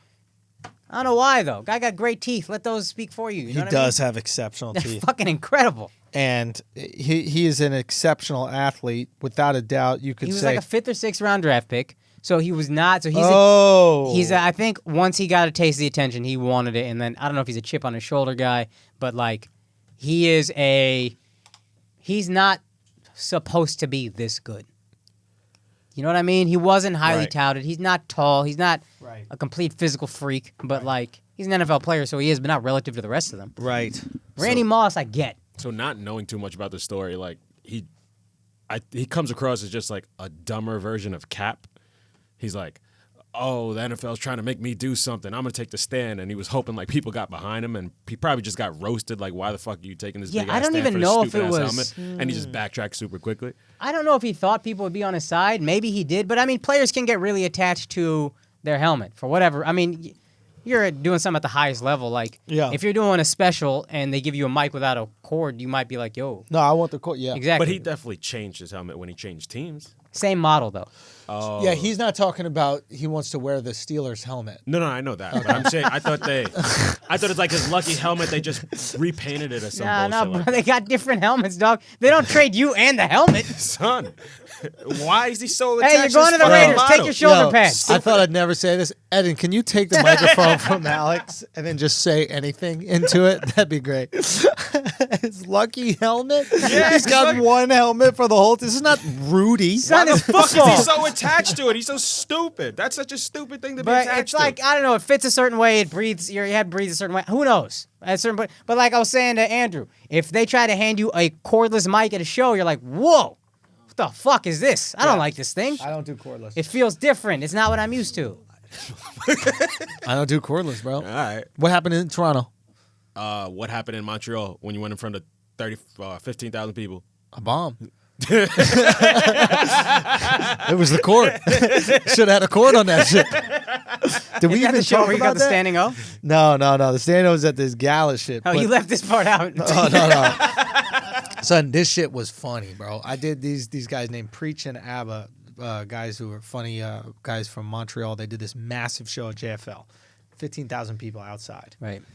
I mean, it was insane. Sea of people. They didn't say that there were going to be families there. Son, this was the funniest moment for me. Like out there, this was the best. So part. I went up and I started out with like a joke that was, I knew that with that many people, it had to be slow and obvious kind of punchline and like time in between, couldn't be ranty. You know, it was just like bump it up. So I started out with that joke I used to do about the girls shave their legs, armpits, whatever. Mustache, laugh, boom. Yeah. The next joke, I go into the sharing the bed. Alex already laughing. Yeah. Next joke, I go into sharing a bed with a dude. Funny joke. Funny joke, but it's just straight cursing and talking about whatever like that. Apparently, families are just walking away with their kids. Yeah. Like their kids are there and they're just the moms, they were just so upset. Can I say something in Schulz's defense, though? Do not bring your child to the comedy show. Yeah, but I think it was supposed to be like a family friendly. Why show. they book you? That's what I said. I'm saying. That's what I said. That's on y'all. Y'all know what real I do. talk. Y'all know what I do. So You're not booking Andrew Dice Clay to watch your kids. That's it. So all I was doing was looking at the band on stage because there was like a fucking 10-piece band. As long as they were laughing, I was like, I'm killing. Band was laughing. The front had people laughing. It's 15,000 people. You don't need to be. You should have gone straight Barney Mac. Oh, I ain't afraid of you, motherfucker. Hit that shit, DJ. Hit it. So what was he said in that set? Kick it. Kick it. There you go. Yeah. Bro, So that shit was so funny. it was. So when they told me that people were just walking away with their families, bro, they got their kids fucking covering their ears and walking them away, bro. I mean, Yo, Canada's soft, dog. Son. I mean, I'd walk with my kids too, but also they soft. yeah. I mean, I would have did the same shit, but yeah, fuck it. Oh, but fuck them. oh, dude, it was so funny though. Son, I'm so pissed off about this one thing. So they announced the Ruiz versus Joshua Anthony fight. Joshua rematch. Yeah. And it's in fucking Saudi Arabia. This is Anthony Joshua, I bet, doing this. It's a business move. Make yourself more international. No, it's not. Nobody cares about the Saudi Arabian market. This is Saudi Arabia throwing crazy money at Eddie Hearn, whoever's promoting the event, Okay. because they've realized after having the WWE that these events in Saudi Arabia normalize the Saudi Arabians. Ah, okay. This is right. all a I marketing take back tool. what I said. That's great. All That's a marketing, good idea. right? Yeah. But the shitty thing is, it's a really cool fight, an anticipated fight. Who the fuck wants to vacation for a weekend in Saudi Arabia? Like, Maybe you just Muslims wanna- don't even want to do that Maybe shit. you just want to get away from your girl. You know what I mean? Go to a Fam. place where she's not welcome. Son, Have you ever seen an Instagram thought? no, they don't go to Saudi Arabia. go. They go to Dubai. You're thinking, that's the same shit. nah. Nah, No, so here's the difference, right? Think about how awful this fight's going to be. Let's say you do want to go. Guess what's not going to be allowed to be served at the fight? Oh, alcohol. Guess where you're not going to find anywhere? Oh, that sucks. You're not going to party. Ain't no partying. Ain't nothing in Saudi Arabia. Saudi Arabia's whack. But they put their oil, whatever it is, business on the public market. So now they have to appease the public. They have to seem like good guys. That's why they started letting these bitches drive. That's why they're trying to act like they're cool with women. That's why they got movie theaters all of a sudden. They just got movie theaters. So now they're doing these public events, and it's all a hustle to make it look like, hey, look how fucking cool and fun Saudi Arabia is, right? We're just like, you invest in our oil business. But now we lose as fucking viewers. Like, that's a fight I would want to go to. If that was in Vegas, I'm there. I'm there if that's in Vegas. Didn't you say you thought it was going to be... Tijuana. Or I was talking to the Estadio Azteca. No, but you thought it was going to be a not close fight. You thought Ruiz was going to handle I Joshua. think he's going to handle it. Now, here's the other thing. Anything goes in Saudi Arabia. Whoever's promoting that fight, which is probably Joshua's people, are paying off those judges. And if it goes to the cards, Oh, fuck. ain't no rules out there. Yeah. They don't let these bitches drive. You think the judges are going to be honorable? Also, Fuck no. It depends on the fight. Who dictates the rules? I thought that They say that, commission. but if I'm the promoter chooses the judges. You got a baby bladder? Yeah, Go. I could tell. This motherfucker's Hold on, 30. waddling in his seat, son. A whole fucking, what's his name interview? Waddling. So that's what I'm saying. It's like, on some level, you got to be pissed as a fan because you can't even take part in this fucking fight. How much different is Saudi Arabia from Dubai, though? Like, I Hella. really think all that place is the same. Dubai is fake. Dubai is a fake Muslim country in a lot of ways. Oh, word. So what they've done is created rules about the city because they want tourism and they recognize ain't nobody want to go on vacation where they can't drink. So what they go is you can drink if you're in a hotel because that's international property. Okay. So all the partying, all the shit pops off in the telly, right? And they have these nice extravagant hotels on some, Vegas type shit. I haven't been there, but I'm assuming that they have, bars, restaurants, whatever. So you enjoy the fuck out of your time. You could be Western. You out there trying to get bitches. But they still make the women cover up. They're women. If you're not Emirati, that's in the Emirates. If you're not Emirati, you don't got to. Son, an Instagram thought bitch can't wait to put on the headscarf when they go over there. Yeah, to show you they there. Yeah. But I thought that because they're forced to. I thought No, they just want to show you that they're there. You don't got to cover up if you don't want. You can if you want to respect their shit, Yeah. but it's not necessary. Now, when you in Saudi Arabia, wrap it up, bitch. Wrap it up. Are they paying for Instagram thoughts in Saudi Arabia, or they don't do that shit? No, they leave Saudi Arabia to fuck the girls in Beverly Hills and do that kind of shit. It's those Saudi princes that are the ones they get shit on a glass table. They got all these thoughts meeting them in Dubai, this other kind of stuff. But you're not doing it those there. Are the ones like in London with the golden Bentleys. Yes, and shit like that? they So leave. they leave out of Saudi Boom. Arabia. I got you. They got you, leave got you. Saudi. Yeah. They go to London, floss on all the motherfuckers in London, Yeah. just shit all over them. They be shitting Shitting on them. And then in England, they let them do it. I would cut that shit out. I'm like, yo, you could come. Don't come in a fucking gold Bugatti and just drive around Shit is like we hard. ain't shit. They sold them all their like most valuable property and stuff like that too. That shit taps into my inner niggadom. Cause it's a part of me that's like, yo, that shit is fly as fuck. Son. Hey, let me tell y'all something. We ain't gonna let that shit happen in New York, baby. Don't come to New York with your fucking purple Bentley or your fucking gold Ferrari and act like you're gonna drive around the street and just stunt. Is anything robbed? Something happening. We're gonna put some plantains in your fucking gas pipe. Say what? You don't really see that here. You're right about that. But they do come here though. Yeah. Because I remember when I was out in the club scene, you'd have. No, they come to the clubs. They'll floss in the clubs. Yeah, we're cool with that. But you're not gonna stunt on the street. On the street, hey, chill out, fam. It's like there's mad regular folks out there. Chill out, the fam. Club is the club. People pay to get in. Yeah. Son, shit might pop off. I saw like Penn Station. You ain't pulling up no fucking ain't around those goddamn goblins. Nah, son. Penn Station up by the fucking escalator. We getting you. Fucking zombies walking around there. I saw the funniest shit, son. You know how there's this like big thing going on in Hong Kong? There's like some controversy or some shit. Like they don't like what China's doing to them. Okay. I was gonna say this is another article from Homo Weekly. Nah. That shit was so funny. Are they saving? No. Saving fucking monkeys and stuff. Hong Kong don't like what they're doing, like what China's doing. So they've been doing all these protests for like a minute, right? Okay. And there was a protest. Somebody posted a video on Twitter today, and it was a few Chinese people. They cover their face so they don't do. The Chinese government can't do the facial recognition surgery. But a few people from Hong Kong, right? They got the American flags wrapped around them, and they got microphones, and they're singing our national anthem, right? Okay. Trying to like show like, yo, we want democracy like America, right? And I press play, and I'm hearing the video. Oh, say, can you see? Body does early lie. What so proudly we hear. Proudly we hear. At the twilight's last green ring.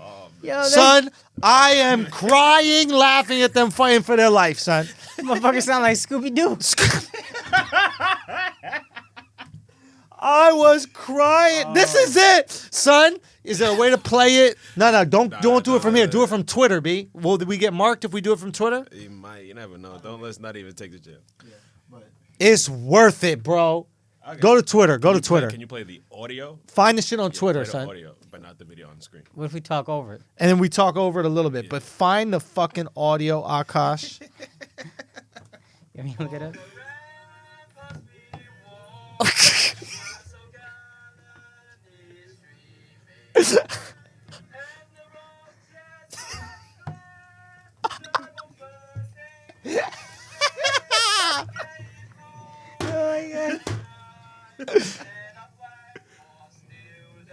Student.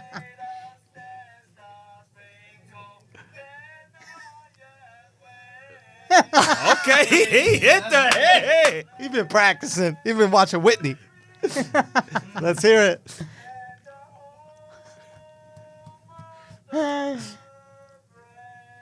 Son, our anthem slaps. All right, first of all, our anthem is obviously the best anthem. Second of all, handle your own business.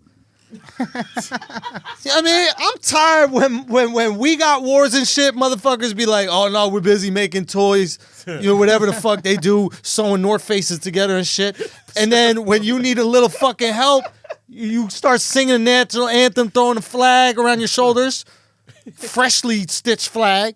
I mean, they probably stitched the motherfucker. Hell yeah, you got that shit from your niece. Yo, how hard do you think they had to work on the L's and R's? My man kind of killed that. I think he might be a ringer. Right? He said gallantly well. Son, he said ramparts. I could barely say that. When the ramparts Son, I don't know what a rampart is, bro. He must have been And neither do I, really. What is a rampart? I don't know what a lot of them words mean, to be honest. What's the Donderly? I don't know what Donderly is. I know that shit is the light. I thought Donderly plays for the Giants. Ain't Donderly? Nah, yeah. Ain't Jatavius Donderly?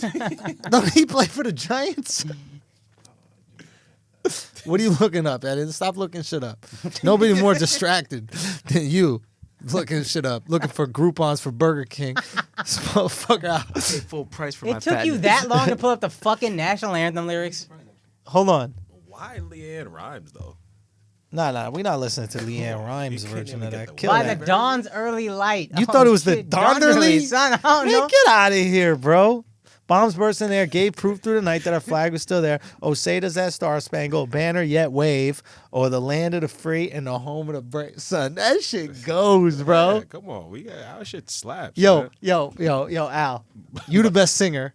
Oh. Let that rip, son. Let that rip, Al. Let's see. Yo, let that rip, man. Al. Stand up. Put your hand over your chest. Yeah. We got- Oh, say, can you see by the dawn's early light what so proudly we hailed at the twilight's last gleaming, whose broad stripes and bright stars through the peril fight on the ramparts we watch were so gallantly streaming. Here we go. And the rockets reckless, Let 'em go, son. the bombs bursting in air, gave proof through the night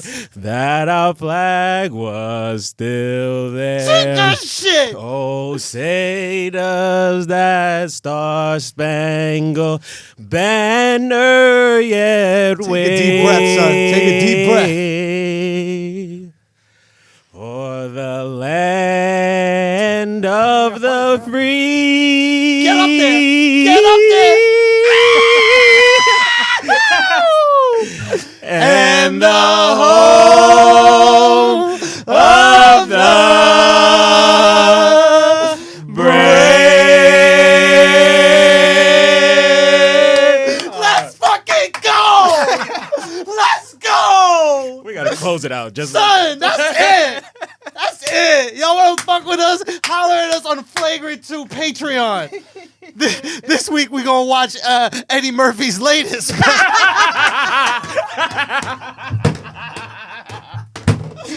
Yo, Patreon, our bad for that, man. We were drunk. We tried our best, bro. We were trying to give y'all all the content. We did try our best. We know that y'all hated it. That's our bad. We're gonna make it up to you though this Friday. We're gonna stand and deliver, we promise, but our bad, man. We really tried our best. We tried our best, bro. We was a little drunk. We were a little drunk. I didn't think it was bad. Yo, that shit was trash. Yo, we tried our best, bro. People don't realize the amount of content we had to put out that week so that I could go away on vacation, man. It was stressful, man, but we tried our fucking best, man. We love y'all, Patreon. Everybody get on board. Yo, Akaash, anything else before we get out of here or what? You tell me. The WNBA fight, Kevin Durant let the Warriors off the hook. Dak apparently wants $40 million a year, Draymond extension. And then nobody wants to play for Team USA. These are the things that I had. Man, I think we might have to Patreon. I think we might have to continue on the Patreon and just lock this down. Yo, if y'all got the New York Times, go check it out. They mentioned your boy in an article, by the way. Oh, yeah, you were supposed to get to that. Gang. Yo, man, it was pretty cool, man. I'll just throw it out there real quick, but it was pretty cool, man. It was an article they were talking about, is Netflix the future of a stand-up? And, the headline of the article, I'll read the headline of the article real quick. And oh, shit. It goes, Can Netflix, the king of stand-up specials, be dethroned? And then go back up. And then it says, the byline is, Amazon is trying, starting with a new Jim Gaffigan set. So is HBO, though it's more niche with acts like Julio Torres. And don't count out YouTube. If you go to the end of the article, got to show that full article. Keep going. They got the link from views from assists. Go Go up. up a little bit. Go They talk up. about your Rogan, son. It says the savvy comic Andrew Schulz has built up a fan base outside the traditional media by putting himself in opposition to a politically correct entertainment. Shout out to the Flagrancy. Shout out to Flagrant 2. But also dispensing with old hour-long show and releasing his content in multitude of bite-sized forms. Appearing on the Joe Rogan podcast, he predicted Netflix's downfall, pointing out that the streamer doesn't own many of its most popular shows like The Office or Friends. Rogan seems skeptical, but shows the suggestion that the future might not be bright for the zeitgeist-defining company has moved from the margins and become common speculation among industry types. Last month, when Netflix tweeted it was sorry that Friends would leave its service in 2020, the comic retweeted with a pointed message, TikTok. Now, Mic drop. what I loved about this was two things. One, obviously, it's cool to show your parents that you're in the New York Times, especially as a New Yorker, right? That's the Yeah. epitome of making anybody. it in a way. First thing I did. Show your parents, right? It's like, because this is what we did, right? This other thing I thought was so fucking cool. Everybody listening to this has been supportive of what we've been doing.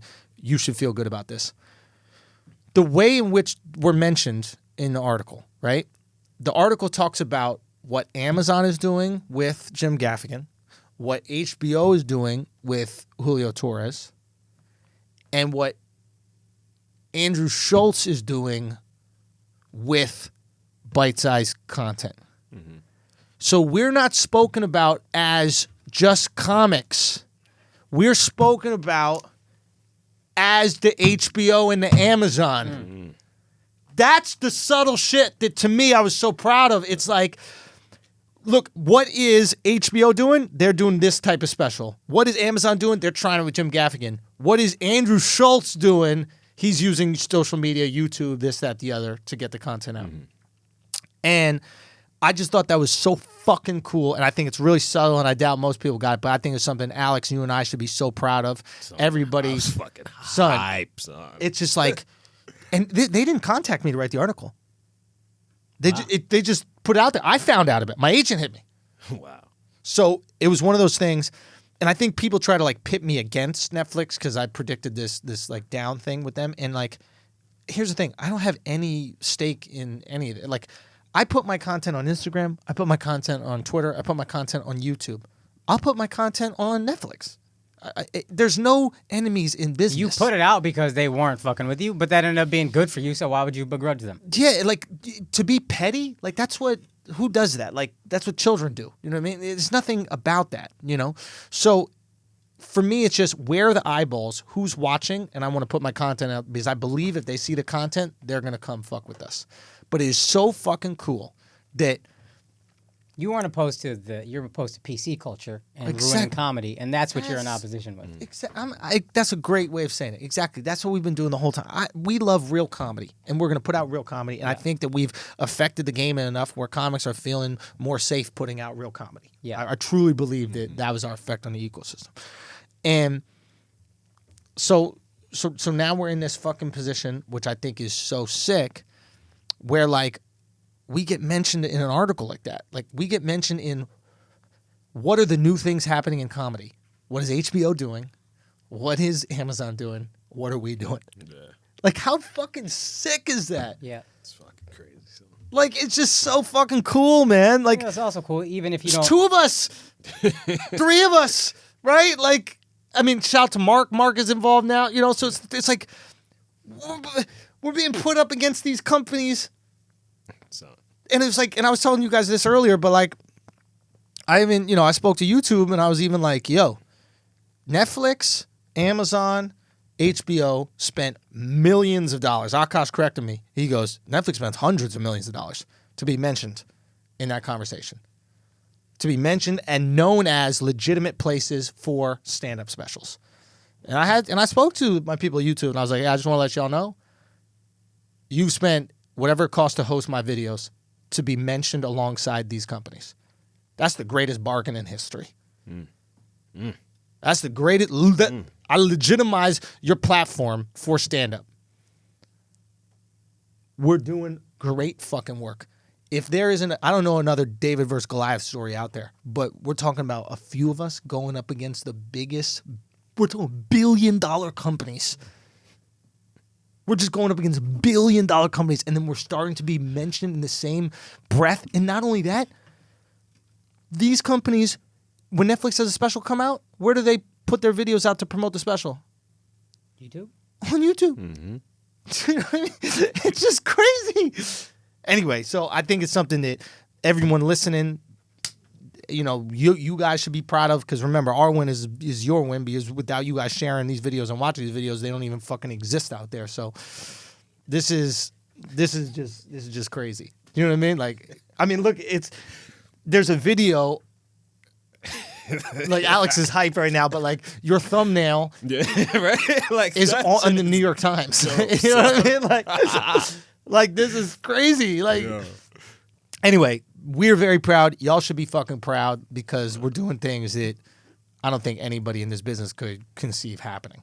Like, it's just fucking nuts. And I can't wait to the next step. We're very close to announcing the next step, where I'm very excited to share with you guys, but we're about to change the game once again. So I think in the next few weeks, we'll be able to give you guys details, maybe show you guys some pictures of what's about to happen. And I'm very excited about it. Very excited about it. Akaash, anything else? Stories? No. Just anything we don't want to talk about. No, there goes Bash FaceTime audio on me. This motherfucker don't leave me alone, dog. I'm playing. Bash been very helpful. I'm fucking with you. Actually, shouts to Bash, shouts to the patrons, all that. Stories wise, we're good. Tours kicking off soon. I got a show this Thursday. We'll do dates with ads. Oh, dates with ads. Perfect. Anything else? Yeah, I think that's good, man. Guys, that's been another episode of Flagrant 2. No, this is No Easy Buckets. I'm Andrew Schulz. Do you know what I mean? I do this with one of the greatest comedians working today, Akaash Singh. Absolutely brilliant comedic mind that now you guys are able to, to indulge in. You know what I mean? First clip out there does 200,000 fucking views right off the jump. Bang. You know what I mean? That's big off the jump. I mean, that's serious work right there. So make sure you look out for him. Don't be the motherfucker that's late. Get in there early. Get on those tickets. Those tickets are available. That tour is up right now. Don't say we didn't tell you so from the beginning. All right? Kaz, we love you. We miss you, man. Kaz, we love you. We miss you. We got your back. The asshole army got your back. Whatever you need, we're here for you, man. So make sure you go show Kaz some love. Make sure you go show him some love right now, man. All right, man. We'll see y'all Friday for Patreon, and then we'll see y'all next week for after that. Peace.